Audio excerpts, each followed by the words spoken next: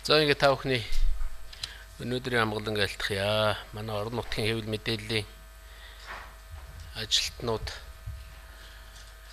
ерөнхийлөгчийн хамгааллын газарт бас хүсэлт тавьж ийм нэг уулзалт сургалт зохион байгуулъя гэж ингэж хүсэлт тавьсан байгаа. Тэгээд үүний дагуу өнөөдрийн энэ арга хэмжээг зохион байгуулж байгаа. Тэгээ үдээс өмнө та бүхэнд манай зөвлөхөөд бас бидний хийсэн ажлуудын талаар тодорхой ярьсан гэж ингэж бодож байна. Тийм учраас би бас тэр бүхнийг нэг айхтар нурших юм бодол алгаа. Ер нь сая манай энэ зөвлөхүүдийн ярьсан зүйл энэ бүхнийг бид энд нь яг хэвлэлээр одоо телевизээр цацах юм хэмжээний болгоод та бүхэн л манай энэ хэвлэл мэдээллийн албанаас явуулах бах. Тэгэхээр та бүхэн орон нутагтаа гаргах үзүүлэх юм одоо материалтай болох юм аа гэж ингэж бодож байгаа.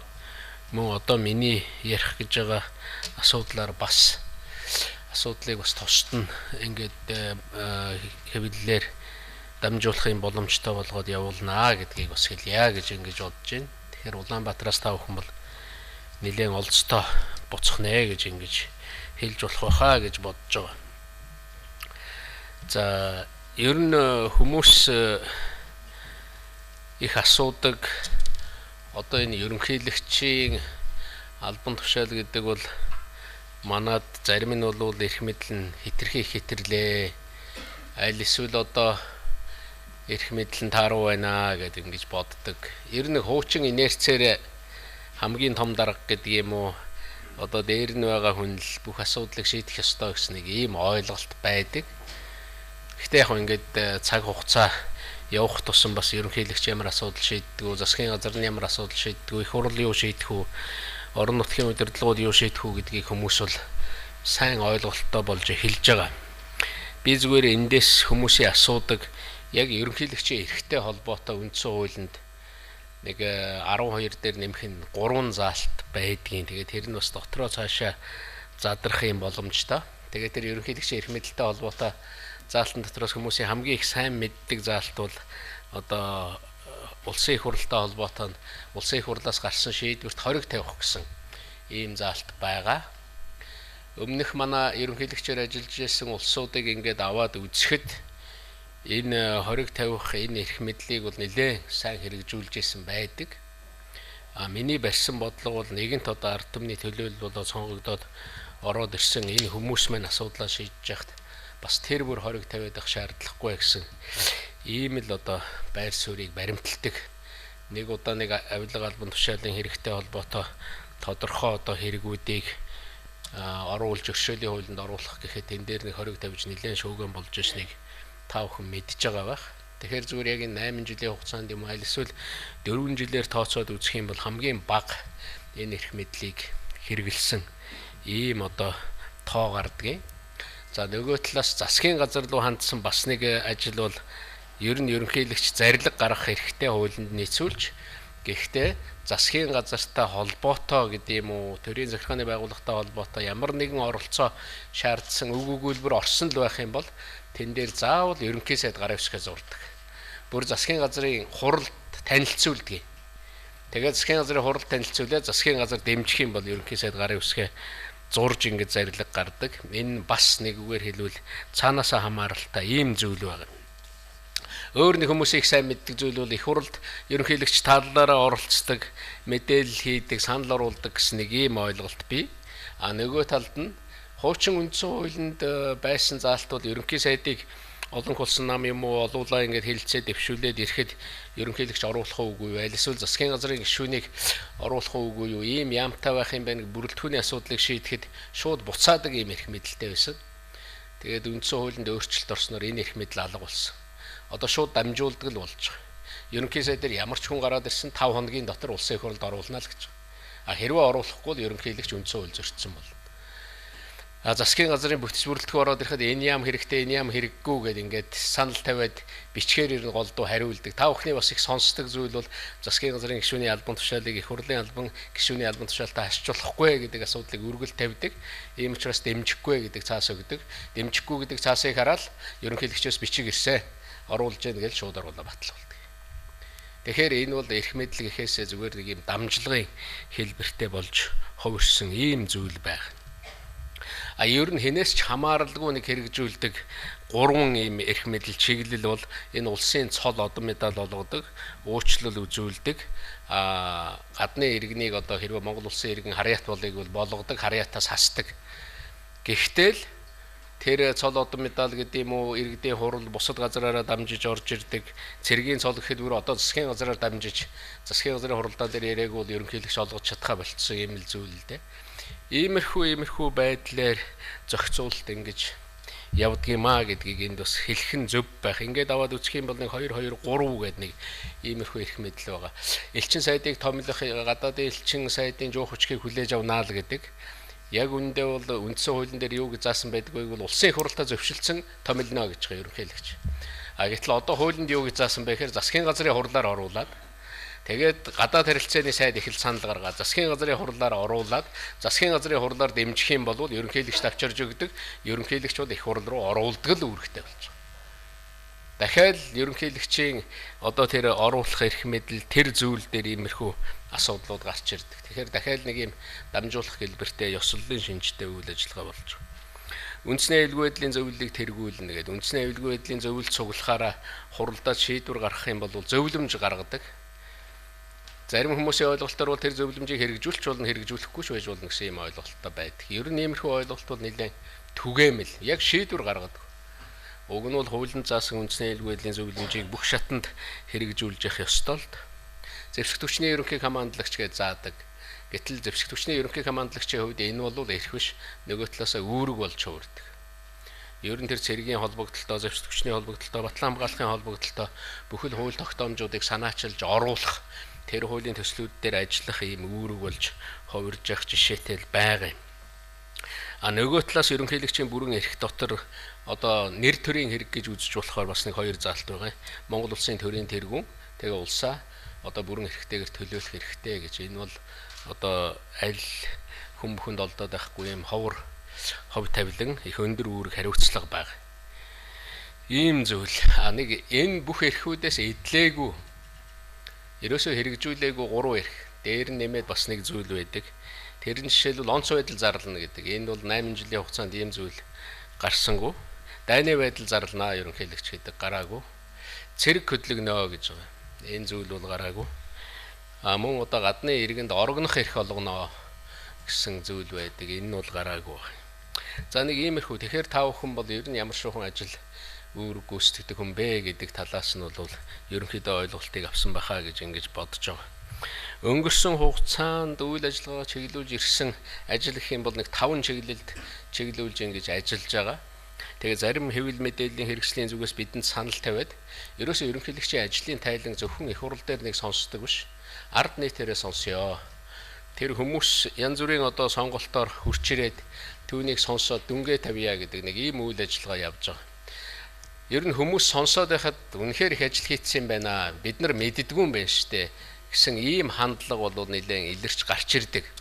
Нөгөө талаас нь зүгээр миний баримталдаг бодлого бол асуудлыг одоо өөрөө санаачлахаас гадна ард иргэдийн дунд сайн санаа гарч байгаа бол сайн ажлын санал манай хүмүүсийн дунд байгаа бол харин тэрэнд нь л дэмжлэг үзүүлэх.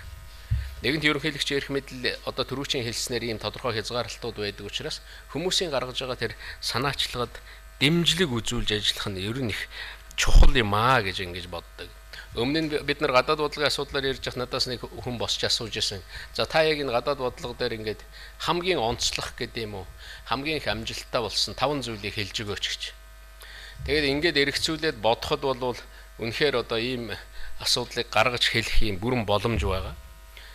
Нэгдсэн үндэсний байгууллагын аюулгүй зөвлөлийн гишүүн 5 орн гэж байдгийг одоо манай 2 хөрш орн Англи, Франц, Америк гээд энэ 5 орноос Монгол улсын цөмийн зэвсэггүй бүс аюулгүй байдлын баталгааг гаргуулж гарын үсэг зурулж авсан. За энэ бол ер нь бид нар бүгдээрээ л эх орондоо хайртай. Бид нар бүгдээрээ л эх орныхоо тусгаар тогтнол аюулгүй байдалтай хайртай шүү дээ. Энэ бол аюулгүй зөвлөлийн хэмжээнд ийм баталгаа гаргуулна гэдэг бол асар их чухал байсан. Тэгээд очир батгой үүнийг сонсчод надад хэлж ирсэн. Элбгээ чи энэ л ажлыг хийцэн байхад өөр ажил хийж яах юм бэ? Үнэхээр энэнийг бүтхүү үгүй юу гэдэг ийм зүйл яригддаг байсан үнийг хийлээ шүү дээ гэж.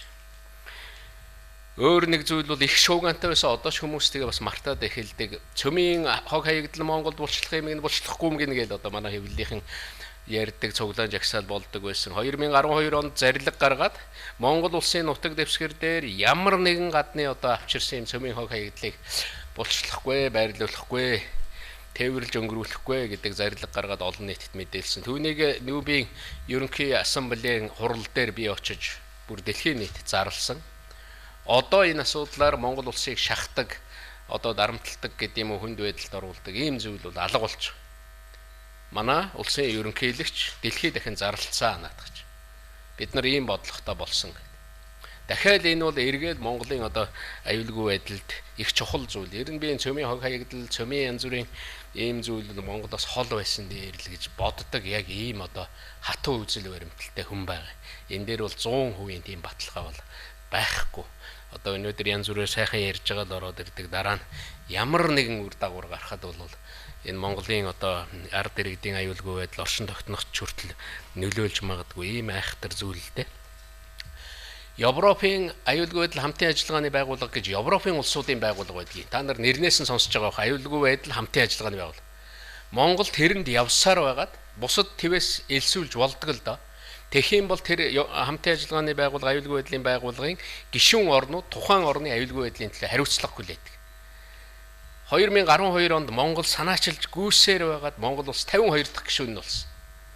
Одоо тэр Европт байгаа 51 орн тэрэнд оролцсон бүх улсууд Монголын аюулгүй байдлын төлөө хариуцлага хүлээдэг болж байна.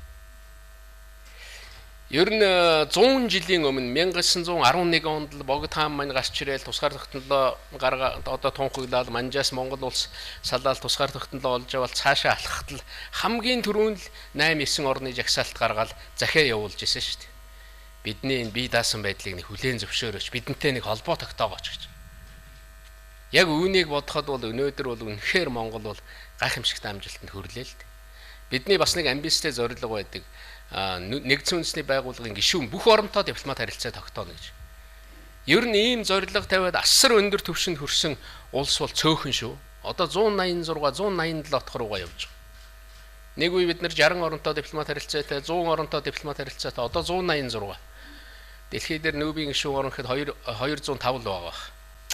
Тэгэхээр ингэж зорилго тавьж ингэж ажиллаж байгаа. Энэ бүхнийг эргэж хараад ингэхэд бол үнэхээр бас Монголын ард түмний нэр хүнд бидний явуулж байгаа одоо бидний гэдэг бол Монгол улсын явуулж байгаа энэ бодлогыг хүлээн зөвшөөрөх нэр хүнд бол өндөр л байгаа юм л та. Ер нь гадаад бодлого дээр барьдаг юм бол яг Монгол улсын хувьд бол гадаад бодлого гэдэг бол ганцхан гадаад бодлого биш. Энэ ерөөсөө аюулгүй байдлын бодлого байхгүй. Монголын бүрэн эрхт байдлыг яаж бэхжүүлэх вэ? Монголын жин нөлөөг яаж нэмэх үү гэдэг бодлого. Тэгээ бид нар бүр ярьж байгаа л зүүн хойд Азийн 5 орн байгаа.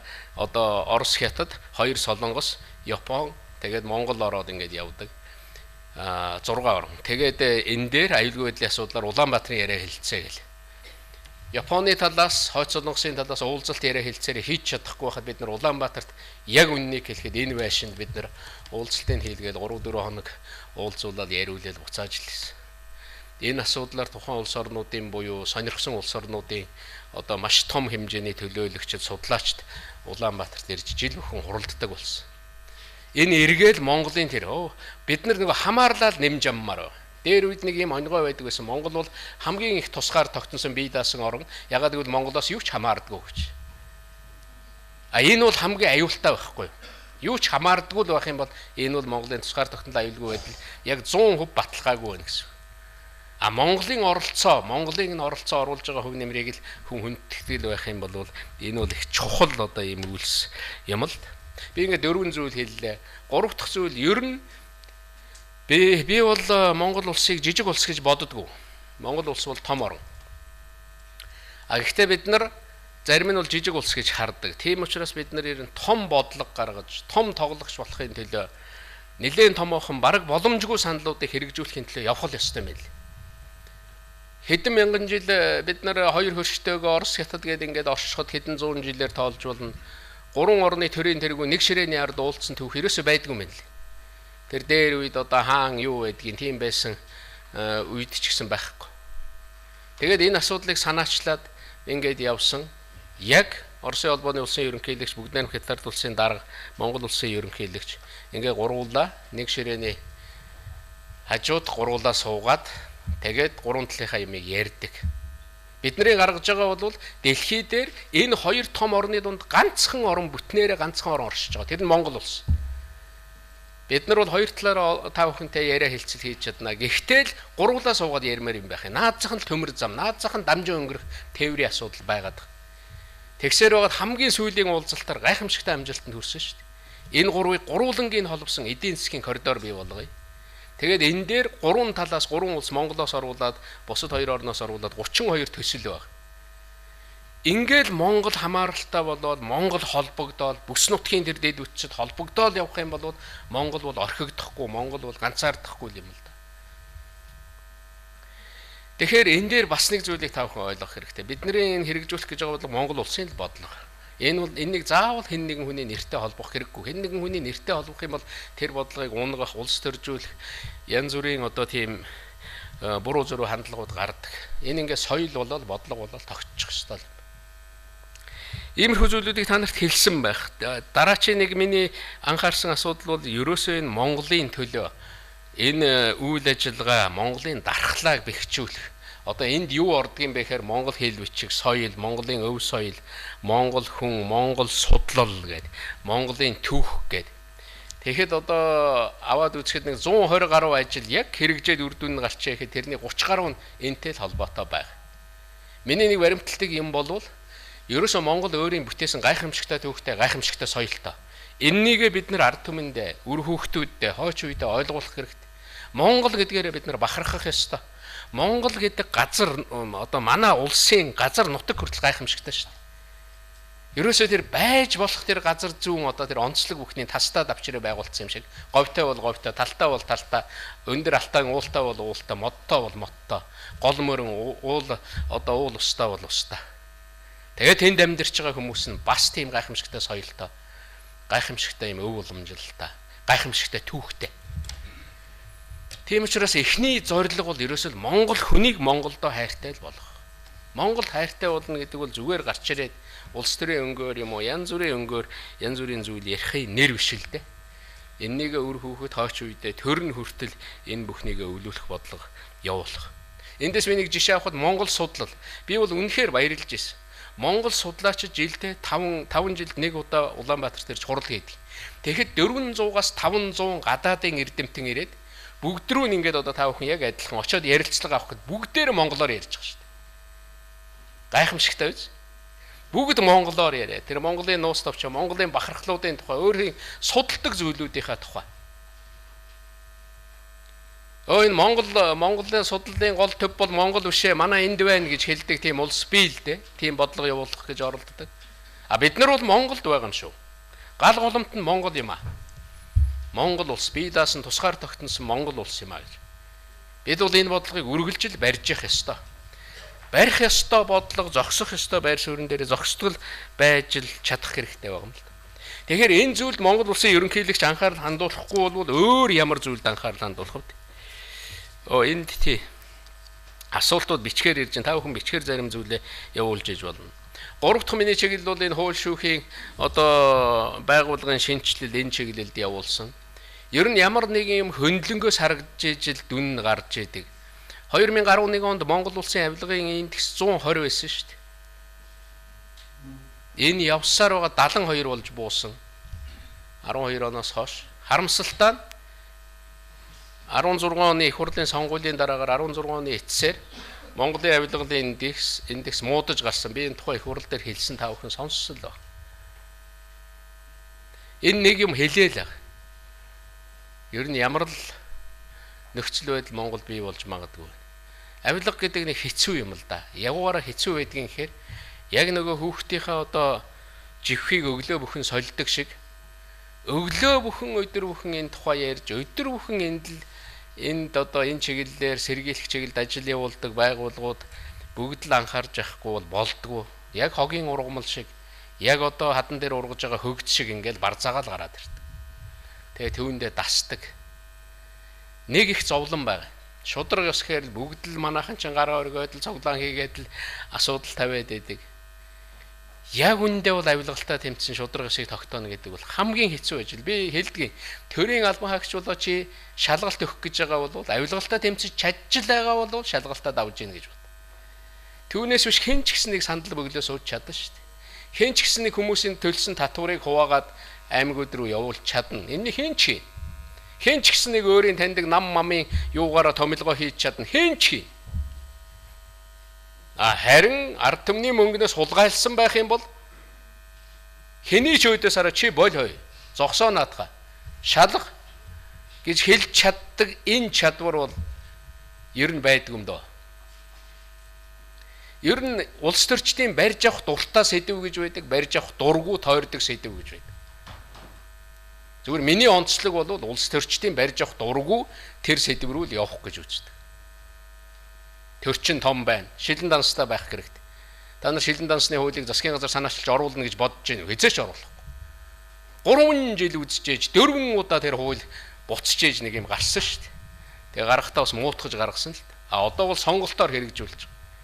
Ийм адгийн байж болохгүй л.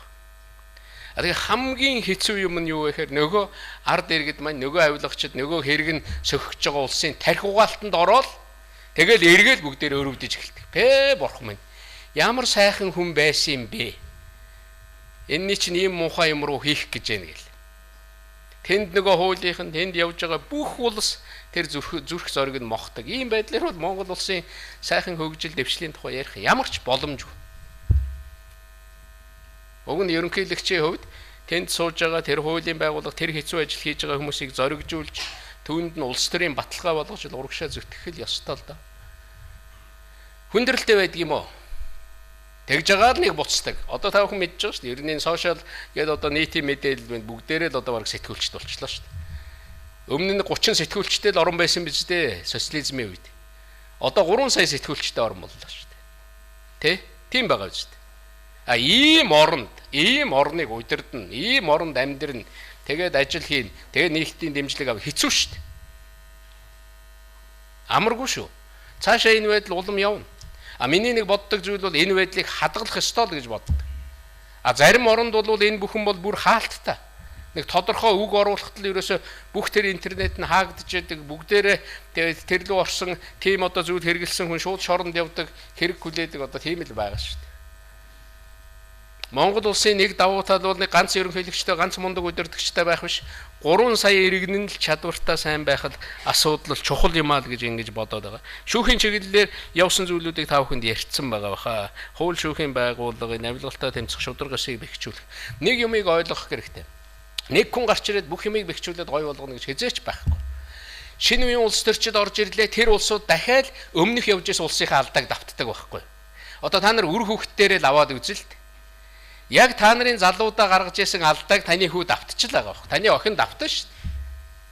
Тэгээд таны насан дээр хүрээд 30 40 хүрээд 50 хүрээд нэг жаахан ухаарж. Яг үндэ таны охин таны хүү танаас цаашаага нэг 3% юм уу 5% илүү алхаж чадж байгаа бол энэ бол хүн төрөлхтний хувьд бол маш том дэвшил. Зарим нь бүр ухардаг байхгүй. Тэгэхээр бас нэг хүмүүс боддог нэг тийм суботных юм шиг, нэг тийм ажил юм шиг. Тэгээд энэ ардчил гэдэг байгаа энэ систем бол миний ойлгож байгаагаар бол ерөөсөө л юу юм шиг байна.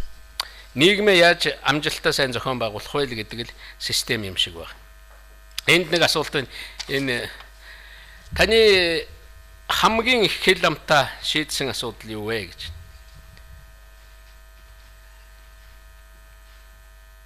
Тэн дээр нөгөө каплаг одоо тэр капла оролцсон улсуудыг нэг 2 хүнийг уучлал үзүүлсэн гэдэг дээр маш их хэл ам дагуулсан. Би бол уучлахгүй байх бүрэн боломжтой.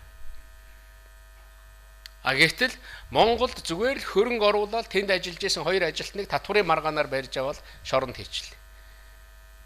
Энэ улс руу юу хөрөнгө оруулалтын тухай, юу валютын сан ирэх, ямар гадаад харилцаа хөгжүүлэх, дэлхийн нийтээр Монголын тухай хамгийн муухай мэдээ гарч.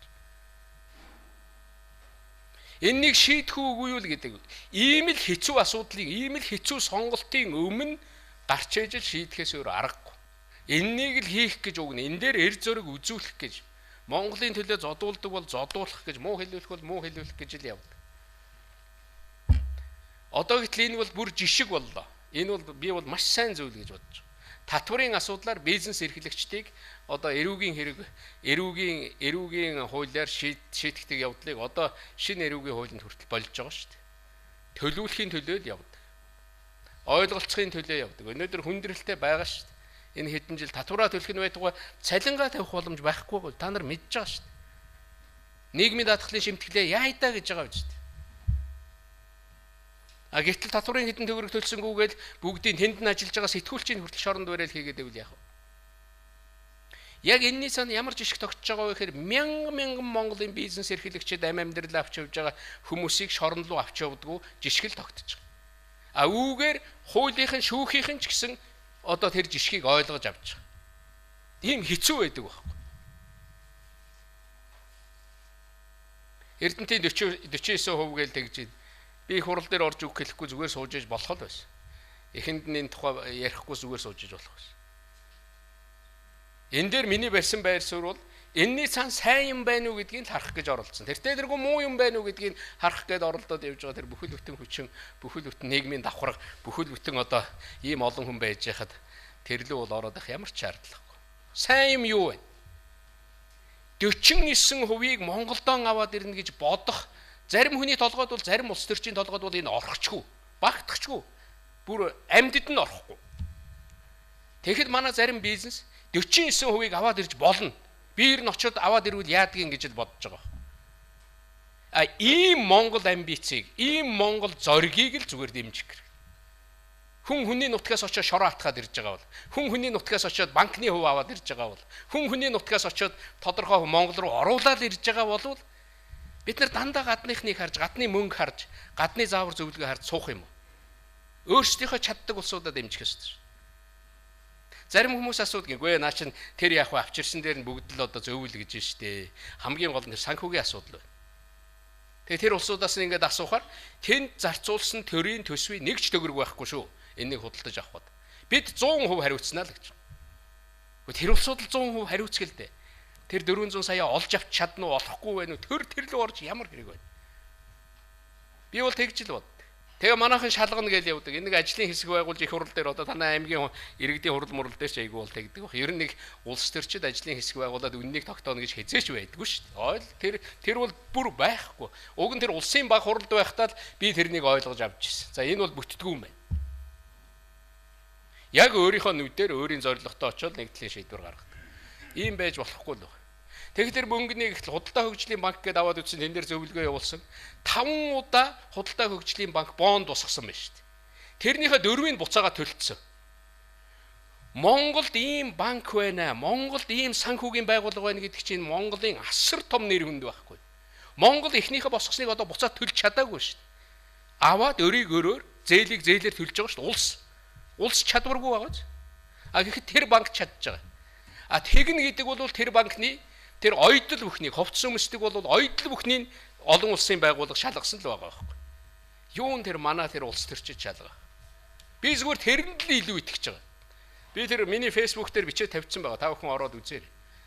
Түүнээс биш тэнд нэг төгрөгийн сонирхолтой, нэг төгрөгийн оролцоотой болоод ингэж байгаа юм байхгүй.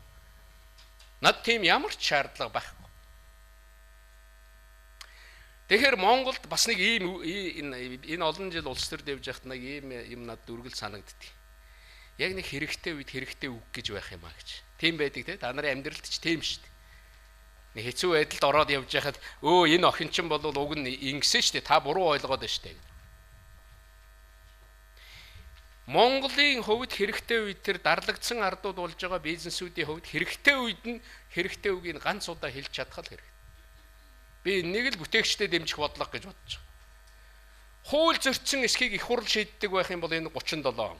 Ямар ч шаардлага байхгүй. Шүүхэн байна, прокурор байна, цагдаа байна, мөрдөгч байна. Тэнд л шийдэх ёстой. Тэндээ шийд болоо. Их л буруу болоод байгаа. Тэгэхээр энэнийг үргэлж ухааруулж явах ёстой. Манайхан ч юм бол нэг тийшээ л ханардаг.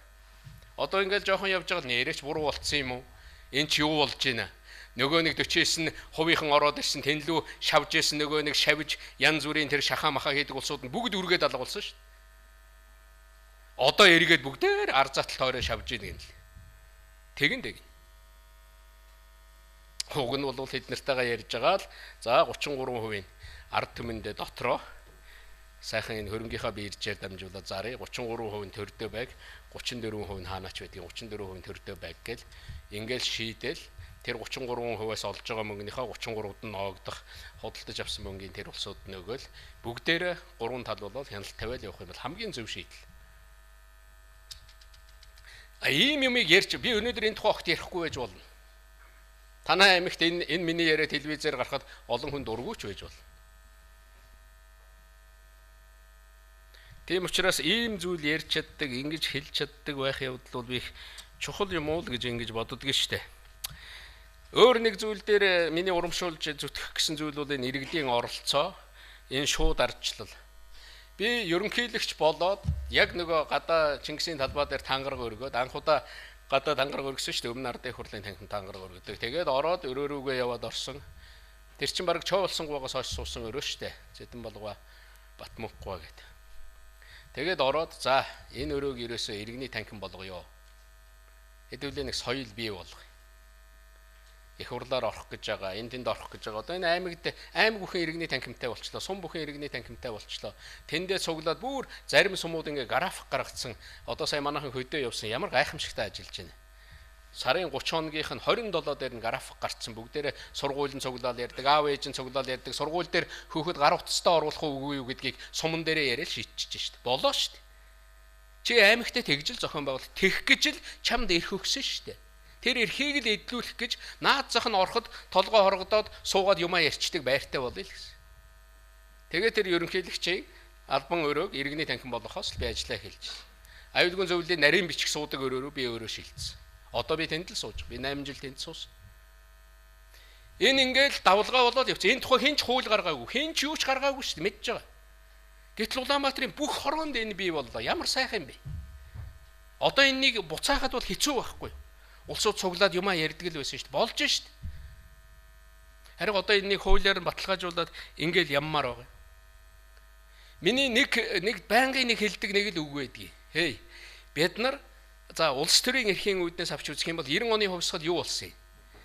Монголд хамгийн том дарга нь хэн байхын, хэн гэдэг хүн байхын, улс төрийн төвчөөний гишүүн хэн байхын гэдгийг Москвад шийддэг байсан, Кремль шийддэг байсан. Кремль шийддэг тэр эрхийг бид нар Улаанбаатарт л авчирсан. Байшингаар ярих юм бол төрийн ордонд авчирсан. Одоо төрийн ордонд тэр шийддэг эрхийг иргэдэд өгөө, ард түмэнд өгөө. Яг хүндээ сумын засаг дарга, аймгийн засаг дарга юу шийдэж чадахгүй. Боловсрогчдын асуудлыг шийдэж чаддгүй шүү дээ. Ихэнх томилгоо дээрээс байгаа. Та нар бүгд мэднэ. Мөнгөө мэдэхгүй. Төргийн тусламжийн машины дугуй хагарцсан байхад дээшээ утастаа сууж байгаа шүү дээ. Тэрнийг аваад өгч чадвар байхгүй шүү дээ. Тэгэхэд бид нар орон бүр төсөвт нь оруулаад санаачилж гүйсээр бод энэ дэр маш олон хүмүүс дургу байсан. Юу гэд дургуусдгүй гэхээр манай том дарга нар тэгдэл. Ингээд орон нутг руу иргэд рүү мөнгө өгөхөөр тэд нар чи ингээ буруу ашиглаа гэдэг. Гэхдээ дандаа иргэдийг нэг тийм хүүхдүүд нэгдүгээр ангийнхан цэцэрлэгийнхэн гэж боддог байхгүй. Өөрсдийгөө насанд хүрсэн хүмүүс гэж бод. Буруу ашиглаад, завхруулаад гэдэг. Шимэн. Энэ төвд байгаа дарга нарын мөнгө зөв ашиглаж байгаа гэж юу вэ? Тэгэж бид нар бий болгоод орон нутгийн хөгжлийн сан нэг аймагт зарим аймагт 5 тэрбумаар нэг суманд 200 саяар нэг баг дээр 40 саяар мөнгө очиж ирсэн да. Та нар мэдж байгаа те. Тэгээд цуглаад хүмүүс цуглаад асуудлаа гаргаж ирээд юунд сан хөгжүүлэх үгээд хүмүүс нь тэндээ хийхээр нэгдүгürt хямд байна. Хоёрдугаарт орон нутагт ажлын байр бий болж байна. Та нарт л хэрэгтэй шүү дээ. А дээр нь хямд байна, ажлын байр бий болж байна. Дээр нь хяналттай байгаа. Манай иргэд өөрсдөө хийж байгаа. Манай дарга нар зарим сургууль дээр хашааных нь гадна жорлон барьсан байсан гэж байгаа шүү дээ. Сургуулийн хашаа. Тийм л тэнэг байхгүй. Тэрний шийдэж өгч байгаа юм гинэ. Айл тусалж байгаа юм гинэ. А иргэн болвол яг одоо үнэхээр энэ орон нутгийн хөгжлийн сан гарснаа одоо та нар энийг хэлнэ дээ. Бүх аймаг нэг нүүрээ угаасан юм шиг болсон шүү. Энэ Улаанбаатараас очдог улсууд ярьдаг шүү дээ. Бөөх манай аймаг чи ямар гоё болсон юм бэ? Цэцэг ногоо энэ замын гэрэлтүүлэг тэр нэг зассан барьсан юм те. Гэтэл сум руу тэр орсон. Сум дээр орохтол наад зах нь хогныхаа асуудлыг яаж шийдэх вэ гээл. Наад зах нь сумн дотроо бараг л тэр явган хүний зам тавиал эхэлдэг шүү дээ. Гэрэлтүүлэг тавиад эхэлдэг үст. Ингээ бүх сум мань сайхан болоод бүх иргэд мань байгаа суугаа газар сайхан амьдардаг болох юм бол Монгол улс л сайхан бол. Би энэнийг үргэлж ярьдаг, үргэлж зүтгүүлж байгаа харамсалтай нь энэ орон нутгийн хөгжлийн сангийн мөнгө жил ирэх тусам доошоо бууж байгаа. Хэд дахин шүү. Тэгээ хөөрхийн орон нутгийн тэнд ажиллаж байгаа дарга нар ард иргэдийг маш хүнд байдалд оруулдаг. Нөгөөдөл чинь мөнгө ирнэ гэж бодоод тодорхой ажил хийчдэг, тэр нь орж ирдэггүй. Бөөн өөр. Одоо танаа телевизээр тэгэл яриа сууж байгаа. Би сайн мэдчихэв. Чи мөнгөө л мэддэггүй л байх юм бол Монгол улсын иргэн мөнгөө мэддэггүй тэрнийг л ярьдаггүй байх юм бол ямар ч ирэхгүйтэй адилхан. Үнэхээр тийм шүү. Зүгээр аймаг руу явж байгаа, суманд явж байгаа төсөвдөр мөнгөний нэмж өгөөл, хөрөнгө оруулалтын нэмж өгөөл, сумын иргэд та нар хоорондоо шийдээ. Энэгээрээ сургуулиа засах юм уу, шин цэцэрлэг барих юм уу, энэнийг шийдгээл өгтөл тэр сумын иргэд хамгийн зөвөр шийдэж. Энэ эрхийг та бүхэн шаарддаг, энэ ойлголтыг орон нутагт өгдөг хүмүүс бол та нар. Тийм учраас би энд цаг гаргаж байна. Яг үнд энэ хувьсгалыг хийх хүмүүс бол та нар. Хамтдаа хийлд. Наад зах нэг мэрэгжлийн улсууд шүү дээ. Би сэтгүүлч шүү дээ. Тийм биз дээ. Би мэдэн та нарын амьдрал ямар хэцүүг мэднэ. Орон нутагт байгаа телевиз тэр хэвлэлийн байгууллага, орон нутгийн нэг улс төр ч юм уу Улаанбаатар руу сонгогдоод явсан нэг нөхрийн нөлөөний юу байгаа. Тэгэл тэрнийхээ үгээр тэрнийхээ оруулах гэсэн юмар ингээл нэг явдаг тэрнийхээ харцаар шахав. Гэхдээ орон нутагтаа үнэн зөв мэдээлэл түгэх гэ та нар ямар их чардааж өөрийнхөө сэтгэлийн үгийг бас тэр мэдээллийг одоо үнэлт өгнөлт хийх гэж ямар их хүнд ажлын дундуур та нар явдаг гэж бодож. Төвийн сон чинь бас энэ Улаанбаатарт байгаа юм чи өдөр бүхэн янз бүрийн юм бий болоод энэ тэр бас гүйж очиод юм харуулад бариад нөхөөд ээж болж байгаа. Орон нутагт бол бас хэцүү шүү дээ. Маш хэцүү. Орон нутгийн энэ хэвлэлийн бүтцийг бий болгоод орон нутгийн шин чанартай тэр мэдээллийг бий болгоод ингээд явна гэдэг бол та нар бол үнэхээр гайхамшигтай ажил хийж явж байгаа. Бүр заавал баяр хүргэх ёстой ийм зүйл гэж би бодож байгаа. Тэгэхээр иймэрхүү хөрсөн амжилтаа миний нэг боддог юм бол хөрсөн амжилтаасаа хэлүүлээ нийтийн амжилт гэж байгаа бол ухармааргүй байгаа. Таны ажлаас хамгийн их хөрсөн зүйл юу вэ? Түрүү миний ярьж байсан. Би зүгээр нэрлэлчээ. Одоо бид нар ингээ ерөнхийлөгчийн ажлаас ингээд асуухаар оюутан цэрэг. Оюутан цэрэг гэдэг тэр санаачлагыг ерөөсөө манай иргэдийн 70-90% нь үргэлж дэмждэг гэж. Манай монголчууд ч нэг гайхамшигтай улсууд юм аа. Цэрэгт хүн явахаар энийг цэрэгээр дамжихаар өөр болдог шүү гэдгийг тэр эрэгтэй ч эмэгтэй ч бүгд мэддэг. Одоо уг нь энэнийг одоо жилд нэг 1000 цэрэгээр ингмээргүй байгаа. Энэнийг миний бодож байгаагаар бүх темсдэр хэрэгжүүлчмээр байна. Тэр темсийн захирлыг авч ирээл цэрэгжлийн сургуульд 1 сар 3 сар суулгаад цол өгөөл бэлтгэл дэд хурандаа бэлтгэл хошууч болгоод тэгэл темсэн дотор байртай яг цэрэгжлийн чиглэлээр явуулаад хажууд нь давхар үдээс хойш цэрэгжлийн хичээл заагаад 6 сарын хичээл заагаад цэргийн алба хаасан. Энэ бол маш чухал байхгүй. Тэргүүл цэргийн зохион байгуулалтанд орсноор муудах юм ерөөсөй байхгүй.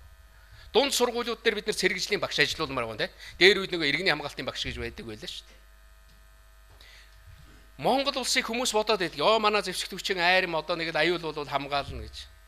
Яг үндэ бол өнөөдөр ямар байдалтай, ямар хүндрэлтэй төсөн мөнгө, бие бүрэлдэхүүн гэдээ аваад үзэхэд хэцүү шүү дээ. Тэгэхээр сая цэрэгжлийн энэ цэрэгийн тухай ярьсан байх. Би нэг ингээд ноднын яг энэ зааланд бүх одоо ангиудын дарга нар зэвсэгтгүүчний удирдлага, батлан хамгаалахын удирдлага бүх улсуудыг суулгаж байгаад ганц санаа хэлсэн. Хөөе хэдүүлээ нэг юмнаас болио. Цэрэг хүнийг 1000 өдөр тэжээж нэг өдөр хэрэглэнэ гэдэг. Наа ч бол аюу буруу ойлголт. Цэргийн анги байгууллагууд нээлттэй л болмоор байна.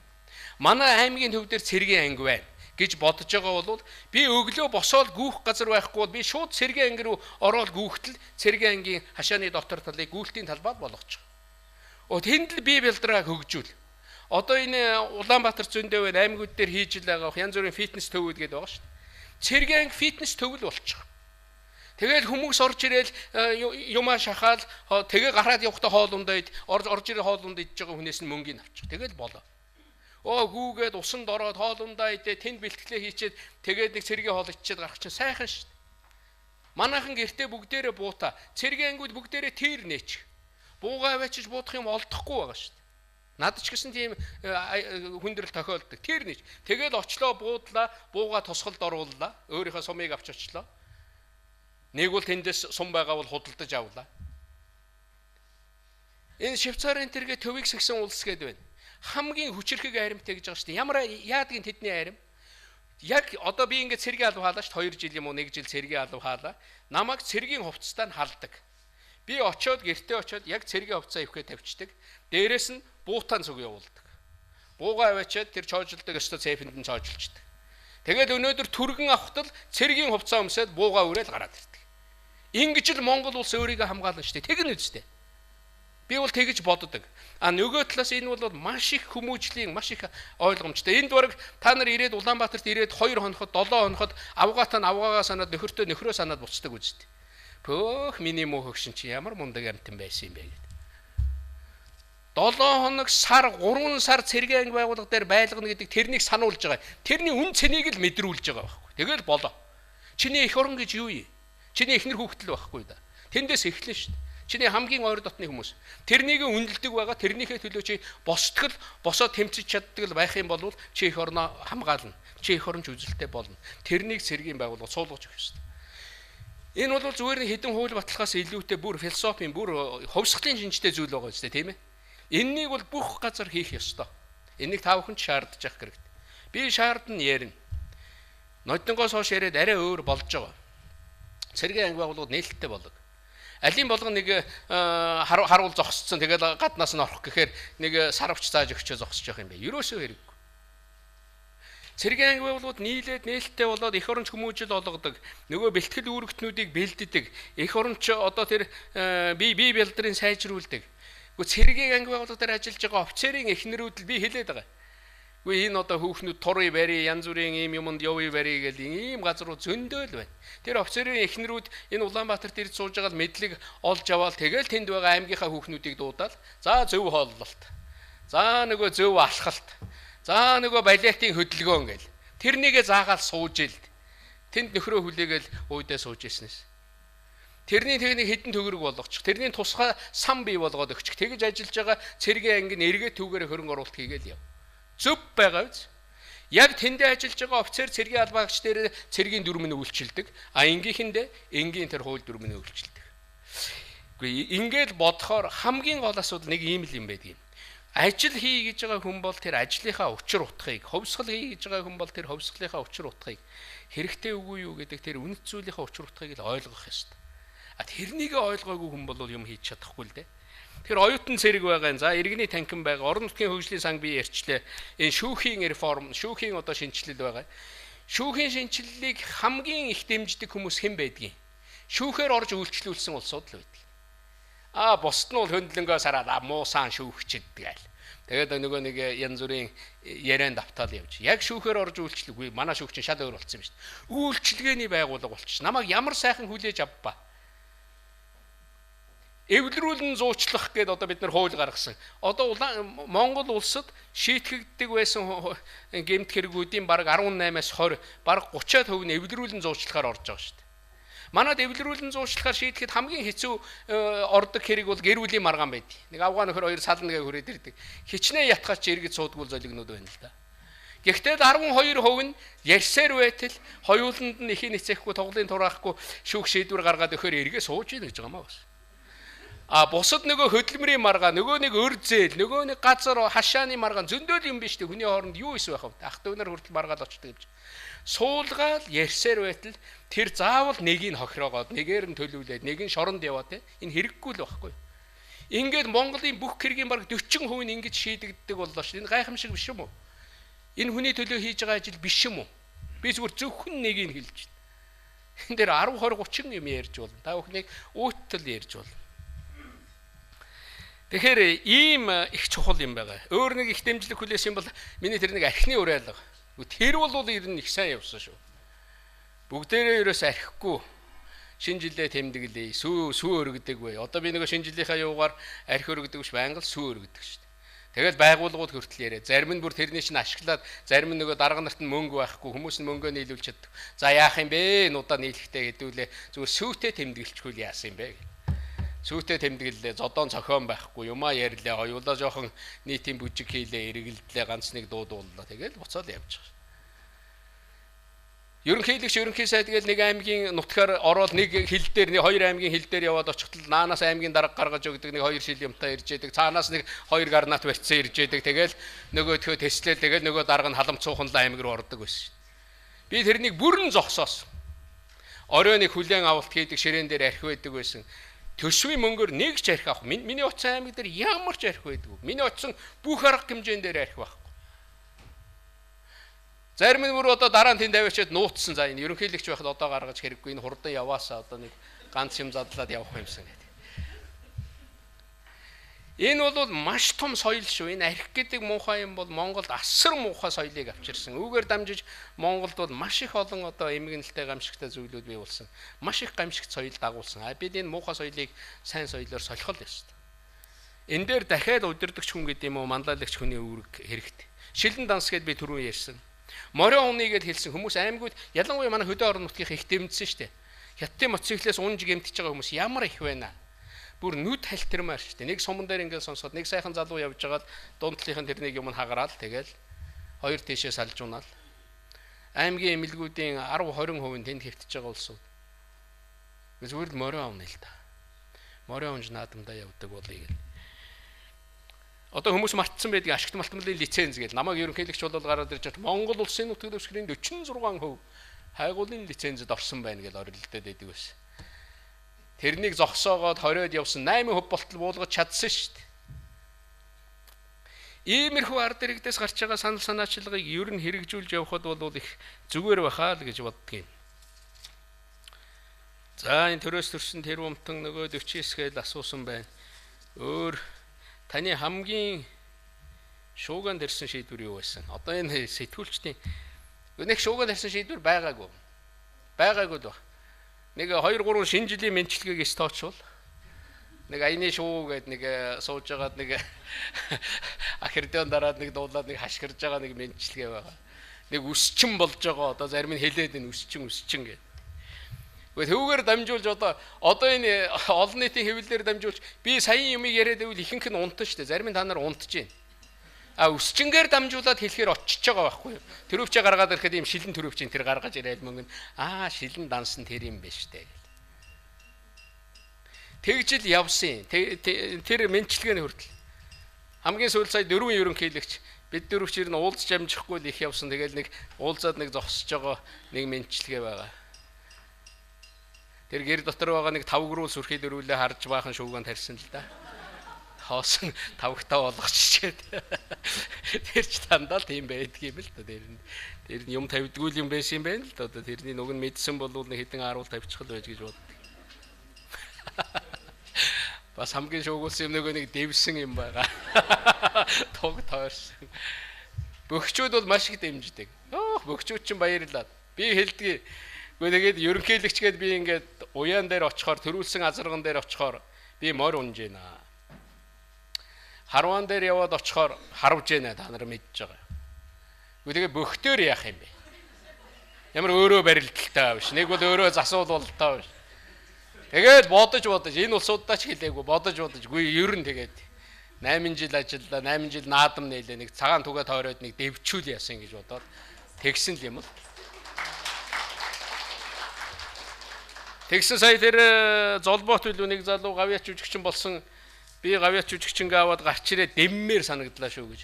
Тэр нэг тийм Монгол хүнд байдаг л нэг омогшил юм байна шүү дээ. Хүмүүс бол нэг буруутгахгүй юм байна лээ. Дандаа бид нэр зөв хийж, дандаа шүүмжилгүй юм хийнэ гэж юусоо байхгүй л дээ. Ийм зүйл байгаамаа. Ерөнхийлөгчөөс буугаад та ямар ажил хийх вэ гэж байна. Гэхдээ яг энд нэг санаа зовоод байх юм байхгүй. Одоо бодож байгаа зүгээр хийх ямар шуухан ажлууд, ямар зүйлүүд дээр би төвлөрч ажиллах уу гэдэг ингээд нэг 5-6 чиглэл гарч байгаа. Харин нэг юм их надад аятайхан санагдаад байгаа. Надад одоо сүүлийн үед миний Facebook, Twitter-ээр их олон тэм зүйл ирдэг байсан. Энэ юмн дээр тантай хамтарч ажиллана шүү. Таны багт ормоор байна гэх тийм хандлагууд их байх юм. Бүгд л үзэн ядаад бушуухан яваад өгөөсөө л гэж бодож байгаа байхал гэж бодсон чинь бас үгүй юм байна. Тий. Бас хамтарч ажиллая гэх. Тэгээд 7-8 чиглэл одоо байгаль орчны чиглэл, энэ иргэдийн чиглэл ер нь яг би хувьдаа бодоход иргэн гэдэг бол хамгийн бахархалтай, хамгийн том ажил шүү дээ. Сайн иргэн идэвхтэй иргэн байх бол хамгийн чухал ажил гэж би боддог. Та гаргасан шийдвэртээ хамгийн бахархсан зүйл юу вэ гэж байна. Яг сая хүмүүс ярьсан байх жишээлбэл ASEAN. Аз Европын 53 орны удирдагчид Монголд ирээд тэр чуулганыг эхлээд авч яхад биднэрт хүртэл зүрх бол савлж яс нэрээ энэ хийж чадах болов үгүй болов гэж.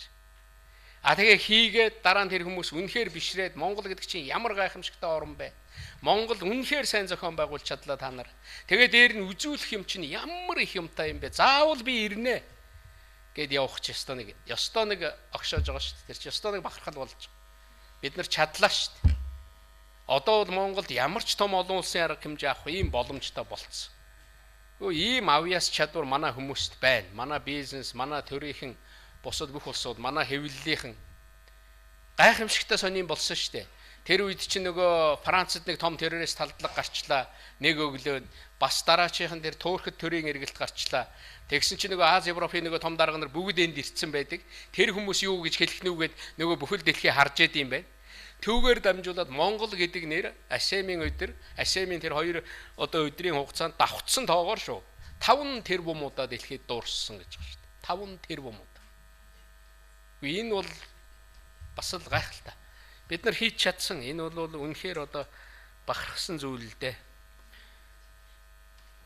Би Путин ерөнхийлөгчийг ирэхэд хамгийн сүүлд би Жокуи музейн тэндээс үдэж өгч байсан. Жокуи музей руу хоёлоо орчоод тэгээд Чингис хаан тэр юуны зочд буудал дээр нэг хүлээн авалт хийгээд тэн дээр би гараад товчхон үг хэлэх байсан. Хэлэхдээ ерөөсө монголчуудын дэлхийн 2 дугаар дайны үед монголчуудаас үзүүлсэн зээл тусламж оролцооны тухай би жоохон ярьсан.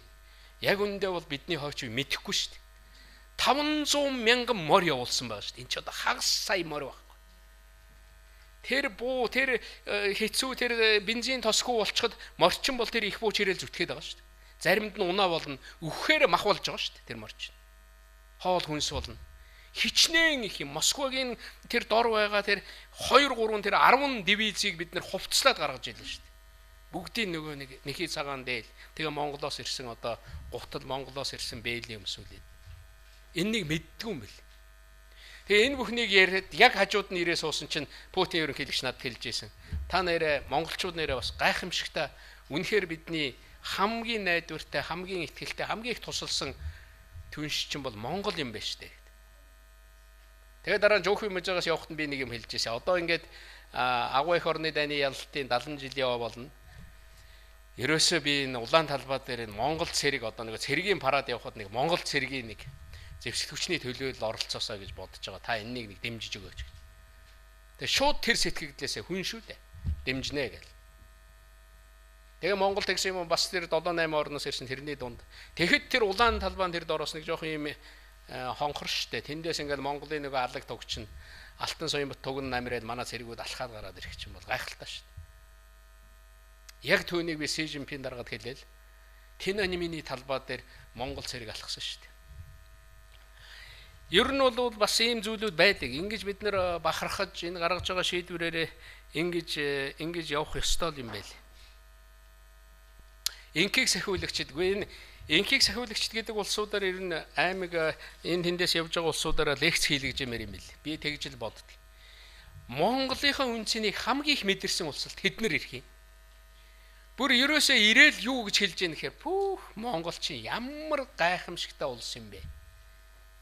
Бидний энэ хоорондоо хэрэлж байгаа барьж байгаа тэр бидний явж исэн газар өдөр бүхэн дайн, өдөр бүхэн алдаан, өдөр бүхэн тэр одоо тийм аимшигтай юм дотор явж байгаад буцаж ирж яхад тэнд байгаа тэр төр засаг тэнд бий болох гэж байгаа улс гүрэн би тэр өмнөд Судан гэдэг улсад өөрийн биеэр очисон шүү дээ.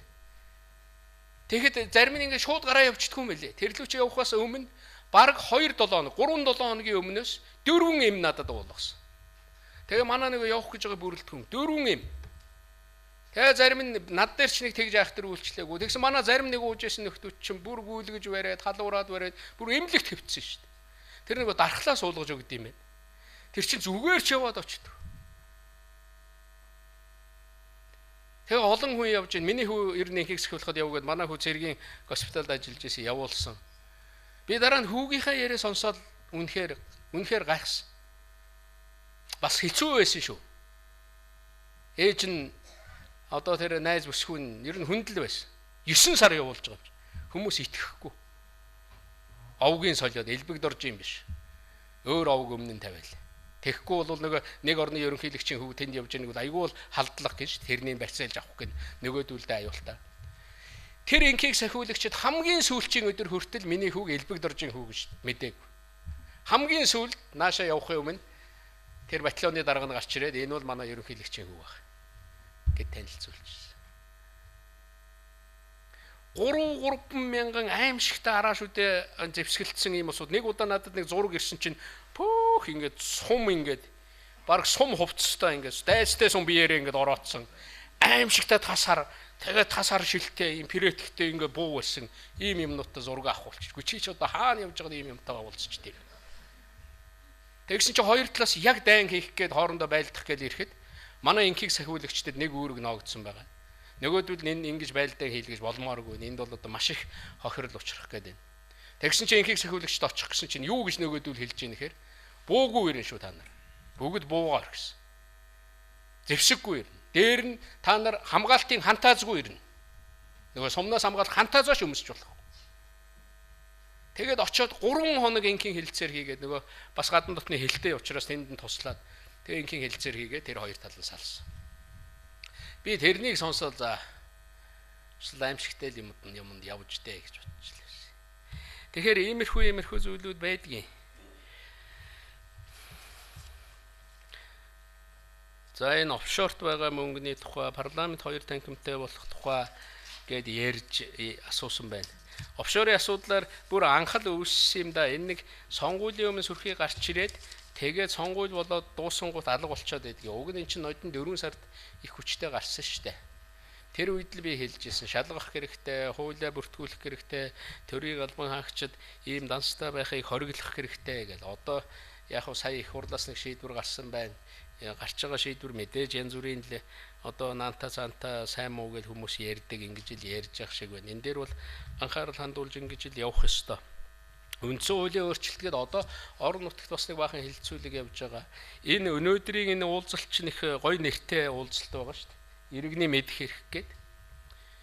Энэ иргэний мэдэх хэрэг гэдгийнхээ агуулгыг та нар нэг сайн мэдэж аваад яваарай л гэж би хэлэх гээд байна.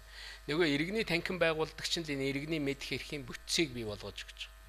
Иргэний мэдэх сонсголын тухай хууль гэж одоо манай хэвлэлийнх нь тэгж шаардж явах хэрэгтэй. Аймаг дээр буруу томилгоо хийчих, аймгийн төсөв буруу болчих, энд нэг байгаль орчны асуудал буруу шийдэгдсэн байна, газрын асуудал буруу шийдэгдсэн байна гэх юм бол аймгийн хурал дээрээ шууд сонсгол хийх ёстой. Аймгийн хурал дээрээ шууд одоо сумын хурал дээрээ сонсгол хийх ёстой. Тэнд ирж байгаа албан тушаалтан би зөвхөн үннийг хэлнэ, үннийг мэдүүлнэ гэж хэлээд тэр сонсголдоо ордог байх ёстой. Худлаа хэлсэн байх юм бол хариуцлага хүлээдэг болно. Энэнийг уг нь амилуулчмаар байгаа. Энэ амилах юм бол энэ Монголын ардчил, Монголын иргэдийн мэдэх эрх бол шууд л явж өгнө л. Харамсалтай нь энэ хууль нь гарцсан тэгээ яг энэ сурталчилгаа нь муу байдгийг юм нэг тийм сайн явж өгөхгүй л байна. Тэр зөвлөлт санал асуулгын хуулигаа сая гарсан маш чухал хууль шүү дээ. Тэгээ би зүгээр бодож байгаа үндсэн хуулийн энэ асуудлаар ингээд зөвлөдөөд хүмүүс санал бодлоо нэгтгэхэд ингээд ороод ирэхэд бас буруу ч юм байхгүй. Гэхдээ энэ дээр миний нэг барьдаг бодол бол үндсэн хуулинд оруулах өөрчлөлтийг хуулиар л хийх ёстой. Чимэд гоо амьд сэрүүн байхдаа үндсэн хуулинд нэмэлт өөрчлөлт оруулах тухай журмын тухай хууль гэж гаргасан шүү. Та нар тэрнийг энэ их хурлын гишүүд яваад очивол асууж болно. Тэр журмын тухай хуулийг хатуу баримтлах хэрэгтэй. Тэгээд нэг удаа өөрчлөлтөд нэг харилцааг өөрчлөвөл яасан гэж би бодоод байгаа. Тэр нь миний бодож байгаа юм бол энэ ерөнхий сайдыг гүйцэтгэх засаглалаа бид нар чадвартай болгох хэрэгтэй. Сая миний их хурл дээр хэлсэн үгэн дээр байж байгаа. Та бүхэн ороод үзээрэй. Юу хийх шаардлагатай байгааг би хэлсэн. Тийм учраас иймэрхүү маягаар явбал зүгээр баха гэж бодож байна. Таны хөндөж тавьсан хар тамхины асуудал чухал шүү гэж байна. Тий. Би сая нэг 2 сэдвийг ер нь ярья. Аль ч улсад айгүй бол 100 жилийн дараа 50 жилийн дараа ч яригдчихэж магадгүй нэг 2 сэдвийг хөндөж ярьсан л да. Хар тамхитай холбоотой энэ асуудлыг хөдөө орон нутагтч байсан тэр айл өрх бол хаяа хатвчандаа ойртуулж болохгүй юм байна. Энэ бол улс үндэстнийг балалдаг ийм одоо айхтар үр дагавартай ийм зүйл шүү дээ. Тэгээ Монгол улс бол одоо дээгүүр нь зөөж өнгөрдөг байснаа одоо хэрэгэлдэг улс болоод тэгээд нэгэнт энд ороод ирэхээр тэр хүн биш болоод тэр ирээдүй биш болоод тэгээд өвчин зовлон таталдаал тэгээд тэр хүн бол ямар ч ирээдүйгүй болж байгаа. Бид нар үр хүүхдээ тийм болгомооргүй байгаа. Хэнийн ч гэсэн бүгдээрээ л бидний үр хүүхд. Тийм учраас тэгж яммааргүй л байгаа. Үр хөндлөлттэй холбоотой асуудал бол бас л ноцтой юм төвшөнд хүрсэн байгаа шүү дээ. Одоо тэр сайн ашигтаа мэддэхгүй янз бүрийн эм уудаг. Тэгээд тэр эмэнд ингээд бүх юм аваад гардаг. Дахиад ээж болох, дахиад жирэмслэх ямар ч боломжгүй. Улс үндэстэн оршие гэвэл огтоо хамгаалах ёстой гэсэн бүр үг байдгийг шүү. Тэр яг үнэн. Үнэхээр цаашаа оршие гэвэл охид эмэгтэйчүүд маань энэ одоо Монголын хойч үе, Монголын энэ бүхнийг авч явах, бий болгож авч явах ийм чухал ийм зүйл байгаа юм л да. Тэгээд энэ дээр бид нар бас их сайн бодмоор юм байлээ. Ардын үг гэдэг арга хэмжээг зохион байгуулж байна. Энэ талаар та тайлбарлаж хэлнэ үү гэж байна. Зүгээр надад Цэнтдо манай сэтгүүлч саяхан нэг уулзаад хэлж илээ. Тэр хүний үг надад бол таалагдсан. Би бол өөрөө хэлвэл өөрийнхоороо хэлнэ тэгсэн. Цэнтдо тэгж илээ. Чи одоо их сонин хүн юм. Хүмүүс өөрөөс чинь бөөн өөдцсөн. Үнэхээр тийм байгаа. Одоо над нэг зовлон биш. Тийм улс төрлөө ороод 27 жил болсон. Одоо та нар баг хармааргүй харагдаж байгаа шүү дээ. Энэ одоо бөөх яана. Одоо бошоогон дуусгаас хоолоо идэх юмсан гэж бодож байгаа шүү дээ. Яг үнэндээ байна. Нөгөө л ярьдгаал ярьж гэн гэж. Тэгэхэд чи ингэж ажиллаа ярих юм. Тэгээд тэгж илээгүй. Тэгээд хийсэн юмтаа үнэхээр чи бол бардан байгаа юм байна гэж. Гэхдээ миний бас нэг бодож байгаа юм байгаа. Ер нь нэг эргэж уулзах юм нүүртэй байх хэрэгтэй. Ерөнхийлөгч нь ингээд тайлангаа тавиад орон нутгийнхаа сэтгүүлчдийг цуглуулад ажил төрлийнхөө талаар манай одоо зөвлөхүүд ярьж гин гэдэг бол энэ бол ийм жишийг үлдэх ёстой. Аймаг дээр аймгийн засаг дарга нар ингэж хийх ёстой штэ. Суман дээр сумынхан ингэж хийвэл сайн. Их хурл дээр их хурлынхан хийвэл сайн. Сонгуул болохоор бөөн юм хижгэнж ирээл тэгэл усны шуу шиг Улаанбаатар руу явчаал тэгэл 4 жилийн дараа буцаж ирээд байвал энэ бол биш байхгүй юу. Тэгэхээр би энэ бол зүгээр соёл уламжлал болж үлдээсэй л гэж бодож байгаа. Тийм учраас би энэ урилгыг хүлээж авсан юм. Тэгээд энэ зүйлүүдийг бас хэлье гэж ингэж бодож байна. За өөр та бүхний зүгээс асуумаар хэлмээр зүйл байна уу? Шарвдоржид хэлмээр зүйл байна уу? Энэ ер нь нэлээ олон гар өргөж штэ. Аль байж да би нэг цаасаа гаргаад тэгээд эхлээд нэрүүдийг бичиж авна. Одоо нэг л бичиж авна шүү. Хэн блэ? Дамдын сүрэн. За инgi. За дараачих нь мөнх төр. За тэнд тэр юм. Инх цэцэг. За энэ талаас. За энэ инх зул. Амар заяа. За нэг юм гуя. Чимэд давга. Чимэд дорж. Нэг юм хэлий.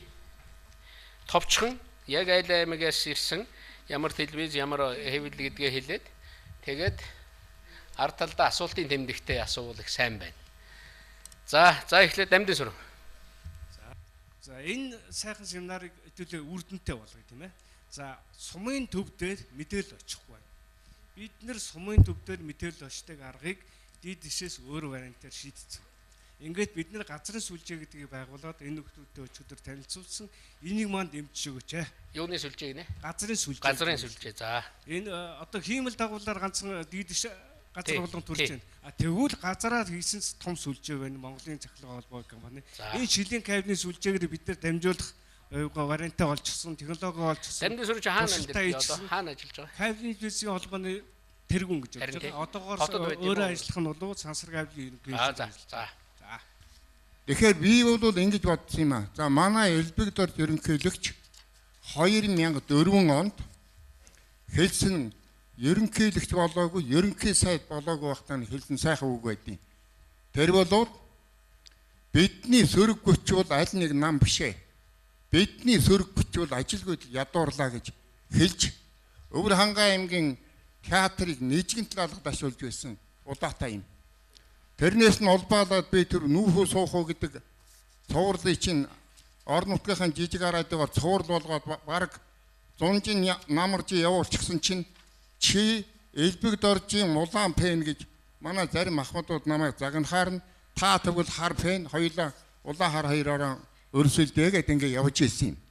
За тэр бол сайхан үг байсан. За тэгээ би энэ сэтгэлдээ юу гэж хэлэх гэж байна вэхээр ерөөсөн та нарын энд ярьсан яриагүй надтай олон хүн сал нийлмээр юм шиг байсан. Гадаад бодлогын хувьд бол манай ерөнхийлөгч Элбэгдорж та үнэхээр танаа хамт олон үнэхээр сайн ажилласан. Үнэхээр одоо ер нь мэдэхгүй төрүүчийн ерөнхийлөгчүүд юу хийснийг би яаж мэдгүй тэднийг муулалтай нь зах үүргийн үнэн сайн ажил хийсэн гэж би бодоод байт. За нэгдүгээрт нь Расимын асуудал байгаа юм. За тэгээд таны яриг давталтай нь биш. Энэ бол үнэн сайн. Би их баярлж явсан. Нэрэн 3 гүрний тэр 2 том гүрний ерөнхийлөгчдийг дундаа авчирчгаа тэгээ гуруулан хэд уулцсан тим түүх Монголд байхгүй. Энэ хоёрыг би онцлж хэлэх гээд байгаа. Тэгээд цаашаа та нар ярьлаа. За дотоод улс орны дотоод асуудалдаар бол олон зүйл санаачилсан. Онцлоод хэлэхэд тэр цэрэг байна, сүү байна. Тэр мод ногоо тарих асуудал байна. Энэ офшор байна. Энэ бол үнэхээр одоо за тэгтээ ерөнхийлөгчигээ бол би бүх талаар өвгөө байсан гэж яаж хэлж чадах вэ? Та нарын дотоод нарийн би яаж мэдэх вэ? Манай зарим томчууд орон нутагт очихдоо орон нутгийн сэтгүүлчдийг их ялгарладаг. Өөрөө тэр байтга уулзалтанд оруулахгүй маягтай юм болж би эсэргүүцэл тавьж олонний өмнө хэлж хэв байдалд нь оруулж ирсэн ийм удаа би. За хоёрдугаарт орон нутгийн би юу гэж хүмжилдэг вэ гэхээр ингэж хүмжилдэг. Том баяр наадам болоод та бүгдийг морилоод ингээ том арга хэмжээ одоо тэр их хурдч гэдэг юм уу тэр өндөргийн оймооч гэдэг юм уу ингээд эрэхтэй зэрэг өнөө манай орон нутгийн томчуул чинь орон нутгийнхаа муу сэтгүүлчдийг тоохгүй төвөөс ирсэн сэтгүүлчдийг дагажгүйгээд хөлөө хугарчих гээд тэгээд тэднэр нь олигтойч хийсэн юм байхгүй хэсэг усэг худлаа баримтгүй түүхий юм энтэн цацчдаг. Энийг болооч гэж би олон хэлсэн. За тэгэхээр эднэрийг бол харин өөр хангаа сайн хүлээж авч бидэнд бас арай нааштай хандлагатай болсон шүү. За тэр шүүхийн талаар та нэг юм хэллээ. 2012 оны үеийн шүүх. Тэр өвөр хангаа тэр нэг бодлон болж байсан тэр шүүх. Тэнд би их гутарч байсан. 2015-16 оны өвөр хангаан шүүхийн ажиллагаанд бас яхавтай нэг сууж өрөөд их өөр болжээ. Тэгэхээр таны тэр өөр болсон гэдэг чинь үнэн бахаа гэж ингэж бодож байна. За танд 4 жил одоо 8 жил сайн ажилласан ерөнхийлөгч танд ардишгүй уулмөр үлдээсэн танай тамгын газар танай зөвлөхүүдэд баяр хүргэе бүгдээ чинь сайн сайхан хийж байгаа юм биш. Өөтөө дутагтай чинь байгаа л баг. За баярлалаа. За их баярлалаа.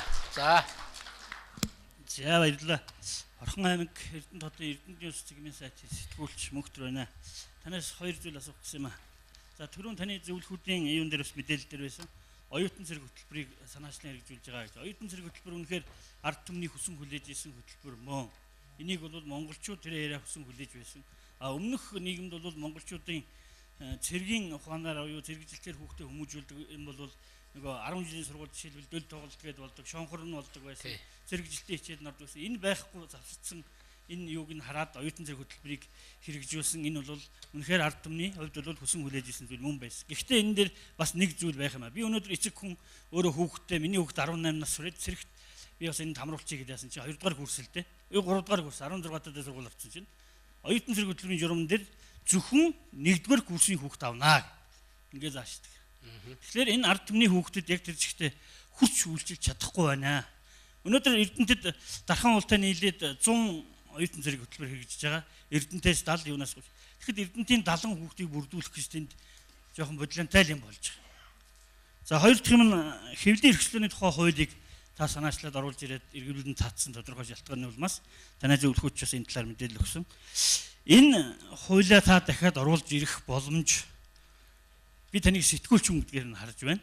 Монгол улсын төрийн тэргүүнийхээ хувьд хууль санаалах эрхэн байдаг хүнийхээ хувьд энийг оруулж ирэх боломж байгаа юу? Тэгэхгүй өнөөдөр сая тэр мөнх талаагаас орон нутгийн сэтгүүлчдийн зовлон бас хэлж байна. Энэ орон нутгийн сэтгүүлчдийн болоод хэвлэл мэдээллийн байгууллагын зовлон үнэхээр их байгаа. Өнөөдөр орон нутгаас сонгогдсон их хурлын гишүүдтэй хөдөлгддөг. Тэднийхээ даллсан газар нь далдарч, далайсан газар нь ил гардаг. Өнөөдөр Чингис Очт бодолд хонуулж байна. Улаанбаатарт хоолнд оруулж байна. За гэж баярлал алга ташаал дагаал гүгэл гэж. Бид нар хуультай болоод энэс салмаар байна. Өөрсдөө хөгжчих, өөрсдөө хэвлэл мэдээллийн төлөө ингээд явах гэтэл зэрэгдээс тодорхой үнэхээр яг бидний эрх ашигыг хөндөсөн, эрх ашигыг хамгаалсан тийм хууль нь байхгүй учраас хажуу талаас эрх мэдлэлтэй, эрх мэдлийг атгаж байгаа мундаг том улс төрчид бидний амьдралд хөндлөнгөөс гай болж байна. Тэгэхээр энийг хуулийг санаачлаад оруулах боломж байна уу гэж танаас асуух гэсэн. За баярлалаа. Мөнх толгойд тэр нөхөн үлдэхүү лекцийг одоо аймгийнхаа радио тэр хэвлэлээр ингэж явуулж ирсэнд үнэхээр их баярлж байгаа. Манай орон нутгийн ер нь тэр үед бүгд л ийм дэмжлэгийг үзүүлж байсан гэдгийг бас энд хэлье гэж ингэж бодож байна. За саналуудыг сонслоо. Саяын мөнх төрийн асуусан зүйл дээр хэвлэлийн эрхчлэлийн тухай хуулийг санаачил дахиж оруулах уу гэж байна. Одоо энэ хугацаанд бол амжихгүй болчиход байгаа. Одоо энэ хугацаанд миний нэг төлөх гэж байгаа хууль бол жишээлбэл намын тухай хууль байна. Одоо намын тухай хуулиа нэг янзалж энэ намын асуудлыг Монголд үнэхээр нэг зэгцэлж аммаар байна. Хариуцлагын тухай хууль байна. Нөгөө нэг сонгогдсон, томилогдсон албан тушаалтнуудтай хариуцлага тооцдог. Энэ хуулиа нэг явуулмаар байна. Нөгөө төрийн албаны хууль байна. Ингээд энэ 3-4 хуулиа л одоо явуулах гээд ингээд оролдож байна. Тэгээд хүндрэлтэй байгаа та бүхэн бүгдээрээ мэдж байгаа.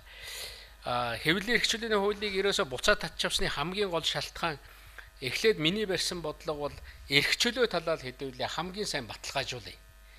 Ямар ч төр засаг тэр хэвлэлийн эрх чөлөөг одоо боогдуулах гэдэг юм уу хаах янз бүрийн шалтгаанаар одоо шалтгаан тавьж тэг хийж тэрнийг одоо багасгах ийм л шийдвэр гаргах гэдэг. Тийм учраас эрх чөлөө талд нь 100% оруулъя гэсэн нөгөө их хурал дээр ярьжсэн чинь хэвлэлийн эрх чөлөөний тухай хууль биш. Бүр бараг л одоо эрх чөлөөгүй хэвлэлийн тухай хууль болж хувирах тийм тал руугаа явж эхэлсэн. Ер нь манай өндөр албан тушаалтнууд сонгогдсон улсууд хэвлэлд бол их аллергитэй байдаг шүү дээ. Мэдэн шүү дээ та бүхэн. Эднэр гүтэгдэг одоо ингэдэг нэр төр унгаадаг манай энэ од янз бүрийн улсууд чинь ер нь бол хүний сайн муу явах бол өөрөөсөн шүү дээ. Яг үнэндээ бол бүхнийг шалгаад бүхнийг одоо зөв үндсэлтэй гаргаад явах юм боломжгүй нөгөө хардах эрх гэж нэг эрхийн тухай ярьдаг. Би энэ бол манай хэвлэлийнхэн дээр байх ёстой гэж боддог. Тийм учраас зүгээр энэ дээр одоо энгийн иргэн болсон ч гэсэн өөрийнхөө байр суурийг илэрхийлээд явж явах бас болж байгаа. Зүгээр нэг зүйлийг бодъё. Өнөөдөр 8 жил болоход ингээ та бүхэнтэй уулзж जैन цаашдаа одоо холбоотой байя л гэж бодож байгаа. Одоо энэ Шарав Дорж гэдэг хүнийг би их сайн тань Эрдэнэ төвлөрт одоо бид хоёр хамт ажиллаж исэн ийм хүн байгаа. Танаа энэ холбооны дарга удирдлага бас бидэнд цаашдаа хамтарч хийх ажлууд байж магадгүй. Тийм учраас хамтраад ингээд ажиллаад явъя гэж бодож байна. Нэг юм хэлье. Тэр би ер нь сэтгүүлчтэй хэлдгийг өөртөө ч нэг юм хэлдэг. Зарчимтай хүн бол эвдэрдэггүй. Үнэт зүйлтэй хүн бол эвдэрдэггүй. Тэр их чухал юм байли. Өөртөө л зарчим бий болгоод, өөртөө л үнэт зүйл бий болгоод би энэнийг хийх ёсгүй, хийхгүй юм, хийх юм ялгаж чаддаг хүн бол бас янз бүрийн нөлөөнд ороод идэг юм шүү. Тийм учраас өөртөө л тийм болохгүй болвол нөлөөлөх гэсэн, оролцох гэсэн, оролдох гэсэн, та бүхнийг өөрчлөх гэсэн тийм хандлага бол үргэлж байх юм байлээ. Тийм учраас яг өөртөө л итгэж, өөртөө зарчимтай, өөртөө үнэт зүйлтэй тэгээд хийхгүйгээ ялгадаг тэрнийгээ барьж өгч чадах юм бол их чухал байхаа гэж бодож байгаа. За, ингэч. За, энэ төгсгөл дээцийн захирал. За. Та бол өнөөдөр Монгол улсыг 3 сая иргэнтэй болоход ерөнхийлөгч байсан их мундаг хүн 3 сая болж чадсан. Гэтэл энэ 3 сая хүүхдүүд дотроо за багасгаад үзье. Таны 3 хүүхэдтэй Монгол орны минь эцэг, эх орны минь эцэг та. Тэгвэл энэ 3 сая хүүхэд чинь дотроо энэ 3 хүүхэд болгоод багасгахад нэг хэсэг нь мөнгөтэй, нэг хэсэг нь дундаж төвшин, нөгөө хэсэг нь үнэхэрийн ядуу өнөөдөр ус нь 30 төгрөг байхад усаа авч чадахгүй гудамжинд уйлаа сууж байгаа хүүхэд байна шүү дээ. Тэгвэл та өнөөдөр энэ бүгдийг хэнийг эрхлүүлээд, хэнийг өнөөдөр тийм ээ одоо энэ миний хүүхэд мөртлөө хойш нь алгадаж хаяад нөгөө хэсэг нь дунд чинь одоо ааваа би хаачгүй гэд ангаагаа сууж шít. Энэ хүүхдүүдийг та бүгдийн жиг сайхан амьдралдаа болохын тулд ятгана та одоо энэ эрхийнхаа хугацаанд тодорхой нэгэн арга хэмжээг өөрийнхөө хэрэг хэмжээндээ гаргаж өгөөч ээ. Ард түмэн чинь ядуурч байна, хэцүү байна. 30 төгрөг хүчрхөө болж гэн шүү. За баярлалаа Эрдэнэ. Ард талынх нь.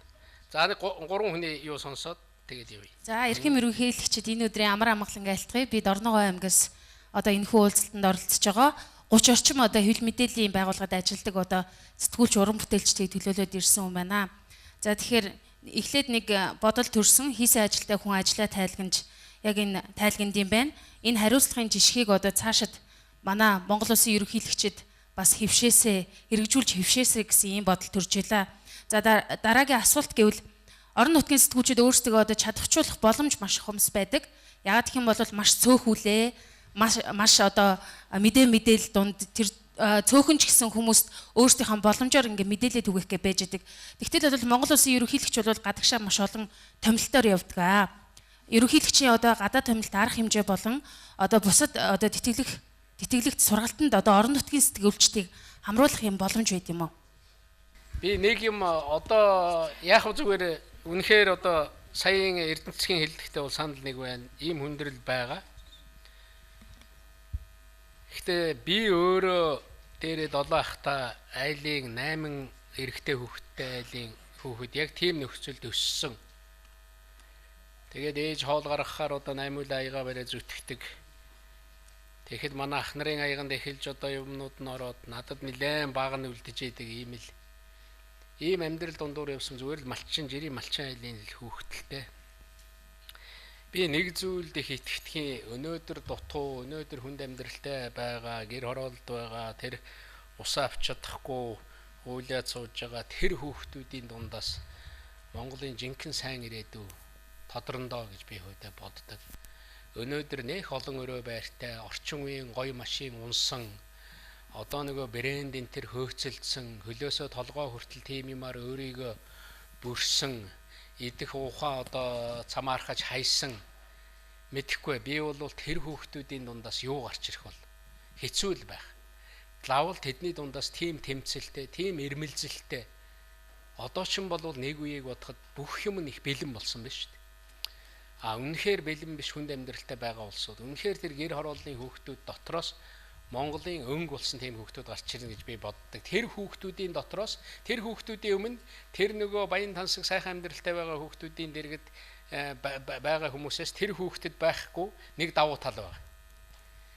Тэр баян тансаг амьдралтай тэр өрөөгөө олохгүй байгаа тэр брэндээр гойсон хүүхдүүдийг аваад үзэхээр тэр хүүхдүүд бол тэр гэр хорооллын хүүхдийн амьдралаар хизээч явахгүй.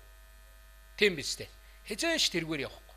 Тэр гэр хорооллын хүүхэд тэнд өсөж байгаа, тэнд зүтгэж байгаа, тэр түлэмэд хаглаад, тэр нүүрс зараад, тэр хэдэн төгрөг олох гэж зүтгэж байгаа хүүхэд дараа нь үнэхээр зөв сонголт хийгээд үнэхээр амьдрал аваад явах юм бол тэр нөгөө сайхан амьдарч байгаа хүмүүсийн хэмжээнд очиж амьдрах орон зай тэр хүүхдэд байгаа. Энэ бол тэр малчны хүүхдээр шийдлхэн гэр хорооллын хүүхдээр шийдлхэн. Би яг тэгж боддог. Би яг тэгж бодоод бас надад биччихсэн юм би. Эдэн дотроос Монголын ирээдүй гарч ирэндээ. Ягаад гэвэл энэ хүүхдүүд эрмэлзэлтэй. Ягаад гэвэл энэ хүүхдүүд тэр хэцүү хатуугийн дундуур явсан байхгүй. Тэгжээж гарч ирдэг. Тэгэхээр зүгээр миний нэг ийм бодол байдгийг тэр бодлын үзүүрийг сая бол хөндчлөө л дөө. Өөр нэг зүйл сая инх цэцгийн асуусан орон нутгийн хэвлэл мэдээлэл, орон нутгийн энэ гадагшаа айлчилд авч явах, аль эсвэл одоо ийм төр хугацааны сургалт ийм зүйлд хамруулж болох уу гэж ингэж байна.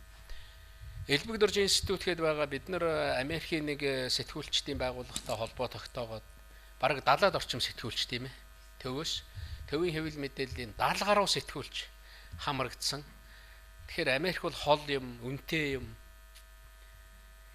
Гэхдээ энэнийг ингээд бид нар хаасан л да цаашаага ингээд явуулахад яг санхүүгийн хүндрэл гараад тэгээд зүгээр цаашаа ингээд ажиллахад өөрийнхөө институтийн шугамар бас энэ орон нутгийн одоо хэвлэл мэдээллийн ажилтнуудыг Улаанбаатарт мөн одоо хөлийн чандад тодорхой ийм богино хугацааны сургалт ийм юмд хүнч тэгээд заавал нэг сургалтанд ирснээрээ биш зүгээр л очиод юм үзээл хараал тэгэл ойлголт аваад яваад идэг болсон шүү дээ. Тэрнийг нэг харуулах ийм одоо юуг нээж өгөх юмсан гэсэн ийм бодол бол байгаа. Тэр чиглэлээр ингээд шаргад оржтой хамтарч ярилцъя гэж бодож байгаа.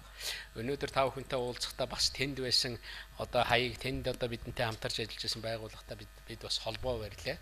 Тэгсэн чи явуулж болно бид нэр хүлээж авахд бэлэн шүү гэж байна. Тэгэхээр тэр байгууллагын маань хаяг бол байна л да. Тэгвэл одоо энэ улс төрчдийн бас нэг зовлон байгаа. Одоо тэрний нэг нь бий шүү дээ. Сүрхийн амлал нь тэгээд дараа нөгөө үрдэн бол бас их хүндрэлтэй байдаг шүү дээ.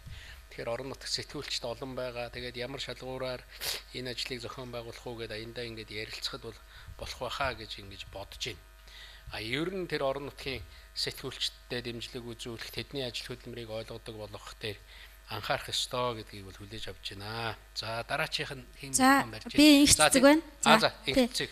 За Өмнөгов аймгаас ирсэн. За өнөөдөр энэ уулзалтан дээр бас иргэдэд төлөөлж нэг зүйл асууя гэж бодож байна. Юу гэхээр Өмнөгов аймаг бол улсын төсвийг бүрдүүлдэг ёстой 2 аймгийн нэг. Тэр утгаараа Өмнөгов аймаг өнөөдөр уул уурхай маш их хөгжсөн. Уул уурхай хөгжөөд мэдээж сайн сайхан зүйл бүтээн байгуулалтын болоод одоо иргэдийг ажлын байраар хангах ч байдаг юм уу одоо маш олон зүйлүүд бол хийгдсэн сайшаалтай. Гэхдээ нөгөө талаар та бас ногоо хөгжүүлэгч маш их одоо зүйлийг ярьж хийж байна. Яг Өмнөдгөө аймгийн хувьд өнөөдөр иргэд усгүй болж байна. Малчид усгүй болж байна. За байгаль орчны асуудал бол үнэхээр одоо хамгийн тулгамдсан асуудал болоод байгаа. Жишээ татах юм бол тэр тосон бомб байна, тийм ээ. Нэг өдөр төрн хамгаалтаа аваад хуульчлаад тэнд гадны ямар нэгэн одоо эрх мэдэлтний компаниг байгуулахыг хоригдсан бахад дараа нэг засгийн газар гарч ирэл тэрийг одоо үгүйсгээл тодорхой хэмжээгээр хэм мөнгөтэй тэнд очиж дураараа үйл ажиллагаа явуулж тухайн одоо сумын, иргэдийн, аймгийн одоо амьд явах, за байгаль орчны олон асуудлыг одоо сөрөг нөлөө үзүүлж байна. Жишээлбэл 5 толгой энержи гэдээ бас одоо тэр цогццын сумд байрладаг. Тэгэхээр цогццын сумын иргэд өнөөдөр тэр уул уурхаагасаа болоод 10 хүн тутмын 6 нь уушгины өвчтөй болж байна. Ялангуяа бага насны хүүхэд. Тэгэхээр энэ бол аюултай. Иргэдийн амьд явах ямар ч одоо баталгаа байхгүй болж байна. Тэгэхээр өмнө говийн иргэд юу гэж харж байна гэхээр алтыг аваад авдрыг хайж байна. Энэ асуудал дээр бас одоо та ямар байр суурьтай байгаа. Иргэдийн хувьд бол үнэхээр одоо байгаль орчны асуудал, иргэдийн амьдрах, цаашлаад одоо усны асуудал дээр маш их санаа зовж байгаа. Энэ асуудал дээр бас танаас хариулт авъя гэж бодож байна. Магадгүй хэдэн жилийн дараа Өмнөдгөө аймагт хүн амьдрах аргагүй болцсон байхыг үгүйсгэхгүй ийм нөхцөл байдал үүсэж байгаа шүү гэдгийг танд бас хэлмээр байна. За баярлалаа. Ер нь Монголын одоо сэтгүүл зүйн томоохон масс болсон энэ орон нутгийн сэтгүүл зүйд үнэтэй хувь нэмрээ оруулсан ахмадууд одоо ч гэсэн Монгол орны өнцөг болон бүрт ажилласаар байгаа. Тэгэхээр тэдний одоо хөдөлмөр оюуныг үнэлж төрийн одоо шагнал хүртээх асуудалд та бас анхаарч дэмжиж өгөөрэй.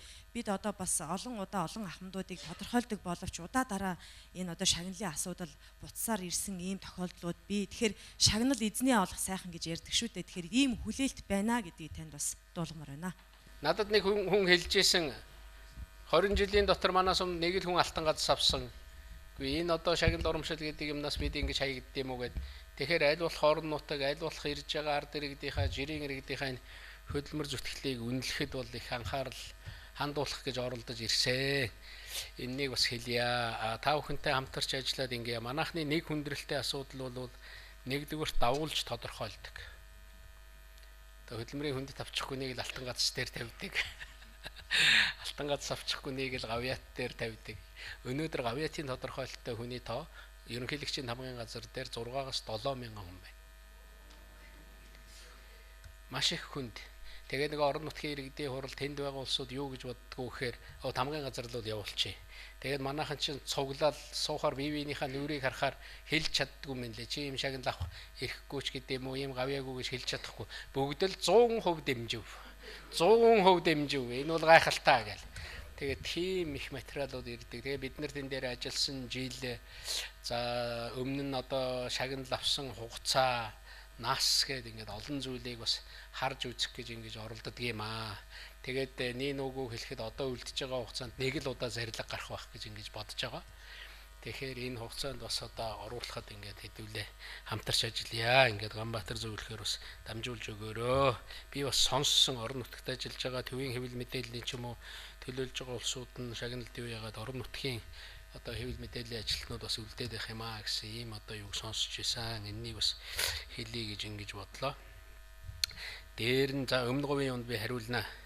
Зориг агсны хэргийг Монголын шүүгшүүлээ. Энэ шударгуу та юу гэж харж байна вэ гэсэн нэг ийм асуулт ирсэн байна. Энэ дээр би бас товчхон хариулчихъя гэж ингэж бодлоо.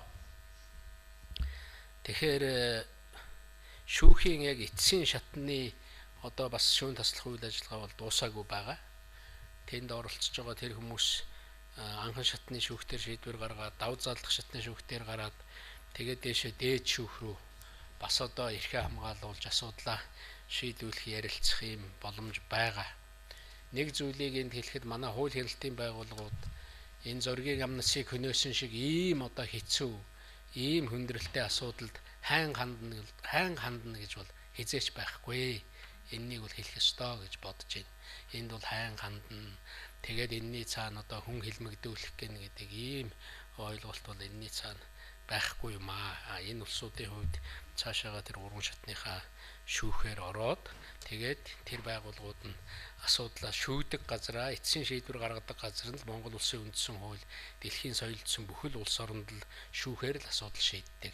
Түүнээс биш одоо тодорхой хүмүүс юм уу янз бүрийн зорилгоор энд асуудал шийдэх гэж тэрний үннийг тогтоох гэж ялангуяа албан тушаалтнууд юм уу улс төрчид юм уу ингэж оролдох юм бол энэ учир утгагүй болно л доо. Тийм учраас энэ бол шүүхээр яваад бүрэн шийдэгдэх ёстой. Шүүхээс эцсийн шийдвэр гарсны дараагаар шүүхийн шийдвэртэй холбоотой үнэхээр тэр гүйцэтгэх ажил улсын одоо онц чухал нууцтай холбогдсон ийм асуудлуудын үлдээгээд шүүхийн шийдвэрүүдийг ил болгох тухай ийм одоо шийдвэрийг бол гаргасан байгаа. Манай нууцын тухай хууль дээр бичсэн байдаг. Улсын нууцаас гарах асуудлыг улсын хурл шийдвэрлэнэ. Хэрвээ онцгой тохиолдолд яаралтай ийм тохиолдолд ерөнхийлөгч шийдвэрлэнэ гэсэн.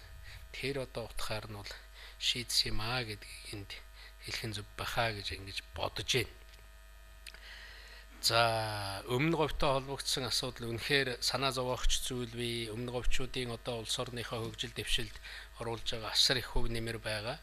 Би ерөнхийлөгчөөр ажиллаж явах хугацаанд бас бүх сумаарч орж чадаагүй. Гэхдээ Өмнө Говь аймгийн цогц цэцэн хам богд гэдэг 2 сумаар очиж одоо хүмүүстэй уулзаж ярилцж байсан. Тэнд очиход би тэр оюу толгоон, тэнд байгаа 5 толгоон удирдлагуудыг хажуудаа авч очиж исэн. Тэгэхээр тэр суман дээр тэр говийнхны зүгээс тавьдаг асуудлууд маш их байгаа. Наад захын та нар сарда 1 удаа ирээд энэ одоо сумын ард иргэдтэй уулздаг байгаа ч. Энэ бол ерөнхийлөгчөө өгж байгаа үүрэг ийм одоо гэрээ хийлээ гэж ойлгоё гэд. Оюу толгоохонд хэлжсэн дараа нь асуухад 1 2 3 удаа очисон юм шиг байна. Одоо сүүлдээ бол тэр бол алга болсон юм шиг байлээ. Тэгэхээр тэнд ажиллаж байгаа компани, тэнд ажиллаж байгаа аж ахуйн нэгжийн улсууд орон нутгийн ард иргэдийн зүгээс гарч байгаа тэр одоо санал гомдол, тэр ирээдүйдээ санаа зовж байгаа тэр зүйлийг яаж шийдэх юм бэ? Яаж хамтарч ажиллах юм бэ? Дээр нь төрийн байгууллага яаж оролцох вэ гэдгээ яг тэндээ заавал шийдэж ингэж ярьж явах ёстой л гэсэн ийм л бодолтой байдгийг. Ер нь усны асуудал бол манай Өмнө Говьд ч биш, ерөөсөө бүр дэлхийн нийтэд хамгийн одоо хэцүү ийм асуудал байгаа шүү дээ. Тэгэхээр ингээд одоо та бүхний саналыг сонсч ингэж ярих юм боломж гарсан би туйлын баяртай байна. За тэр залуу. За би үр хангаагаас чимэд дөрж танаас бас ийм асуух боломж олдсон дээр бас ганц 2 зүйл тодруулъя. Үр хангаа бол бас Монголын нөгөө эдийн засгийг бүрдүүлсэж байгаа уулуурхаан чиглэлийн асуудлуудтай л нэг газар л да. Тэгэхэд ер нь Монголоос өшөө одоо уулуурхаан бүтээгдэхүүнээ түүхийгээр нь гадагшаа гаргадаг тийм дэлхийн жишээ бас ховор байдгийн байна л да. Тэгээ энэ Монгол улс одоо энэ түүхийгээр нь бүтээгдэхүүнээ гаргаад идэг. Энэ байгалийн баялаг бол шавхтшгүй зүйл биш. Нэг өдөр дуусна. Нөгөө нүүрс маань маргааш мөн нөгөөдөр дуусна. Эргээд бид нар энийгээ эрчим хүчээ хангаж чадахгүй улс орон тухайн нүүрсээ худалдаж авах ийм асуудлууд тохиолдох үе. Одоо урагшаа бол хил гаргаал цаана одоо баахан хар уулууд л үүсч идэг шүү дээ. Тэгэхээр энийг боловсруулах үйлдвэр одоо бас Монгол улстай барих боломж нөхцөл бас байдаг юм. Үүнийгээ дагаад маш олон ажлын байр бас бий болох болов гэж боддгийг. Хоёрдугаарт энэ нөгөө офшорыг л бас асуух гэдэг юм л да. Монгол улс одоо яг өнөөгийн байдлаар маш их гадаад өртөө байдаг. Офшорын данс нь 17 тэрбум долларын ийм хөрөнгө одоо цугларсан байна гэж одоо яригадад энэний яг үнэн бодит үнэн юм уу эсэх талаар нь бас та хэлж өгөөч. Тэгээ хариуцлагын тогтолцоо гэж та түрүү ярьсан. Хариуцлагын тогтолцоог энэ офшор болон бусад энэ төрд ажиллаж байгаа улс төрийн албаагч хүмүүст бол ерөөсөө хэрэгжихгүй. Тэр хүмүүс энэ төрд ажиллаж байгаа байдаг юм уу? Улс төрийн албаагч хүмүүс ямар нэгэн асуудал гарвал, ямар нэгэн байдлаар алдаа доголдол гарвал тухайн хүмүүсийг эргэж энэ улс төр төрлөө алхуулдаггүй байдлыг бас хуулиар зохицуулж болдоггүй мó гэж. Дараагийн дугаарт энэ шагналыг түрүү манай Аранга Амарзя хүндсэн юм а. Шагналын үндсний асуудлууд бол үнэхээр маш их хэцүү байгаа. Их хурлын гишүүд Алтан гац гэдэг одон Германаас гаргаад өгчөөдөг. Маш олон удаа тохиолдож ирсэн. Энэ ямар нэгэн байдлаар шат дамжлагтай явагддаг тухайн хүн хийж хэрэгжүүлсэн ажилдаа үнэлэмжтэй байж энэ төрийн одон медалыг авах хэрэгтэй болов уу гэж хувьдаа боддгийг. Гэтэл энэ ямар нэгэн шоу хэлбэрээр байдаг юм уу? За одоо та бас буруу ярьж байгаа уушлаараа 2009-10 оноос хойш илүү гарч байгаа гэж би хувьдаа дүгнэж байна. Олон удаагийн тохиолдлууд ингэж гарч байгаа. Тэгээд орон нутгийн сэтгүүлчид энэ ажиллаж байгаа олон хүмүүс дундаасаа бид нар одоо сая танаас асуусан энэ Мөнх Далай гэдэг хүн төрийн байгууллагт энэ одоо 70 гаруй насны хүн байдгийн. Тэгээ энэ хүн маань төрийн дээд одон медаль соёлын гавьяатд бид бүхэн бас тодорхойлж ийсэн. Гэхдээ тэр асуудал мэдээж бидний санснаар бодсноор болохгүй. Тэгэхээр энэ талыг та бас харгалзаж үзээрэй гэж хүсэх байна. Тэгээд тэр архины үйлдвэрлэл та түрүү архины эсрэг тэмцэж байгаа асуудал гэж өврөнгаа ч гэсэн архигүй өврөнгаа хөтөлбөргөөд бас хэрэгждэг бас тодорхой хэмжээгээр хэрэгжиж явж идэгэн. Гэхдээ энэ архийг ингээд хаах гэхээс илүү архины үйлдвэрлэлүүдэд бас илүү тэмцээч гэж асуух байна. За баярлалаа. За баярлалаа. За сүүлээс нь эхлээд 2005 онд би ерөнхий сайдаар ажиллаж байхдаа анхны гаргасан шийдвэр байдгийг архины үйлдвэрийн лицензийг зөвшөөрлийг Монгол улсад дахиж олгохгүй гэж. Засгийн газрын тийм тогтоол гаргаад ингээд явж ирсэн. Одоо энэ хэрэгжиж явдаг юм бол уг нь энэнийг цаашаа хэрэгжүүлээд явсан бол их зөвөл болж байгаа. Архины үйлдвэр нь эргээд арх ширний үйлдвэр болоод явж байгаа. Ийм жишээч хүртэл байдгийн юм л да. Нэг үе бол социализмын үед гаднаас 30%-ийнхаа татаасыг зөвлөлтөөс авдаг. За нийт төсвийнхаа 50-60%-ийг бараг одоо 50% архины үйлдвэрүүдээс цуглуулдаг нэг ийм явж ирсэн юм аа. Энэ бол үргэлж одоо үеийн төр засаг анхаарч явах ёстой л гэж ингэж бодож байгаа. Тэр одон медалийг одоо халааснасаа гаргаж өгж байгаа гэдэг нэг ийм юм байна. Бид нар тамгын газар дээр нэг барьдаг зарчимтай уг нь журамтай юм байгаа. Одон медалийг орон нутагт хэн гардуулах вэ гэхээр орон нутгийн төр захиргааны байгууллагын удирдлага гардуулж явах ёстой. Гэтэл улсын их хурлын гишүүд одоо тэр альч байгууллага дээр орж шалгадаг, үздэг, одоо тэгээд шаардлага хэрэгжүүлдэг гэдэг утгаараа орж ирээд нөгөө зарилга гарангуут аваа явчихдаг нэг юм хүндрэлүүд байдгийг. Бид нар энийг аль болох л одоо багасгах гэж үзэж байгаа. Гэхдээ ийм зүйлүүд бас гарч ирээд байгаа дээр үнэхээр одоо харамсдаг юм аа гэдгийг хэлье. Нэг үе бодоход шагналын юм дээр юу бий болсон бэ гэвэл бүх иргэн нөгөө бүртгэлийн газраас бүртгэлийг аваад бүх иргэнийхээ юм цахим бүртгэлтэй болж чадсан. Одоо нэг ингээ шагналын тодорхойлолт ороод ирэхэд аймгийнх нь нэр, овг нэр, регистрийн дугаарыг оруулахад ер нь энэ хүн хэдийд одоо шагнал авсан байна, яасан байна гэд харчих нэг юм фонттой болсон. Хуучин бол зүгээр ингээ цаас овоолцсон. Тэгээд хэрэн дотроо сууж яадаг ийм байдалтай байсан.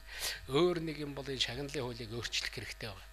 Ер нь Монгол улсад хуучин одоо системийн үеэс өөрчлөгдөөг байгаа нэг хууль энэ байна. Бид нар нөгөө 90-ад оны үед эхлээд өөрчилж чадаагүй учраас ерөөсөө энэ ингээд инерцээрээ яваал байгаа. Тэгээ би энэ шагналын хуулийг өөрчлөх санал оруулсан. Тэгээд энэ шагналын хуулийг өөрчлөлтийн хамгийн гол амин сүнс нь юу байсан бэ гэвэл тэр жилдээ олгох шагналуудыг төрөл төрлөөр нь тоотоо болгож өгье. Жилдээ ерөөсөө гавьяат гэхэд 50-аас илүүгүй хүнд өгдөг. Тэгэл хуульчилчхад тэхийн болвол тэр шалгуур нь маш сайн болно. Одоо Чингис хааны одон жилд нэг удаа нэг хүнд олгоно гэж байдаг. Яг тэргээрээ л явж байгаа.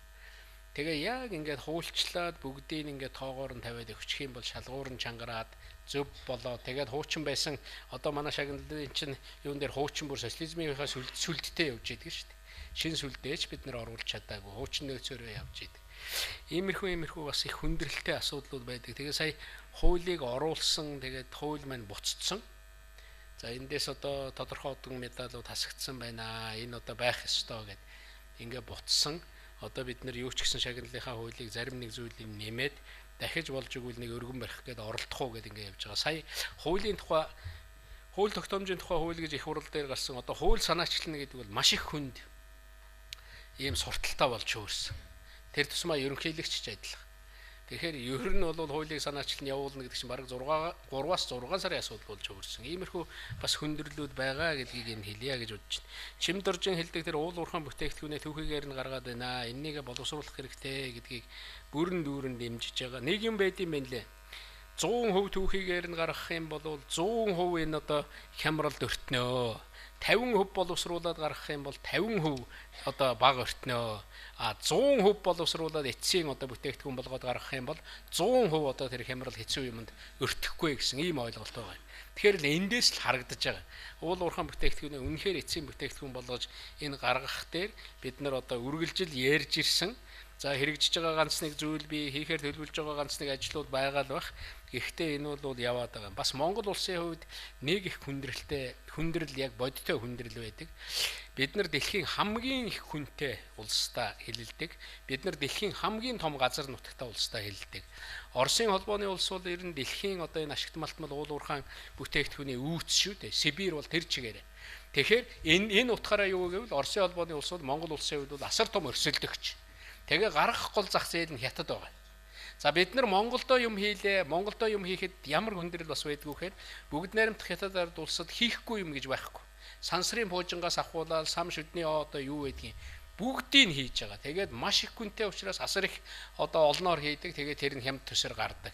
А Монголд үйлдвэрлэл хөгжүүлнэхэд яг ийм сорилтын өмнө монголчууд бол бас тулгардаг ийм их хүндрэлүүд байдаг юм а. Ийм учраас бид нэр хоёр талтайгаа ярилцаж, хоёр талдаа байдаг энэ тариф татварын хөнгөлтүүдийг авах энэ чиглэлийн ажлуудыг ер нь үргэлжлүүлж идэвхтэй хийх хэрэгтэй.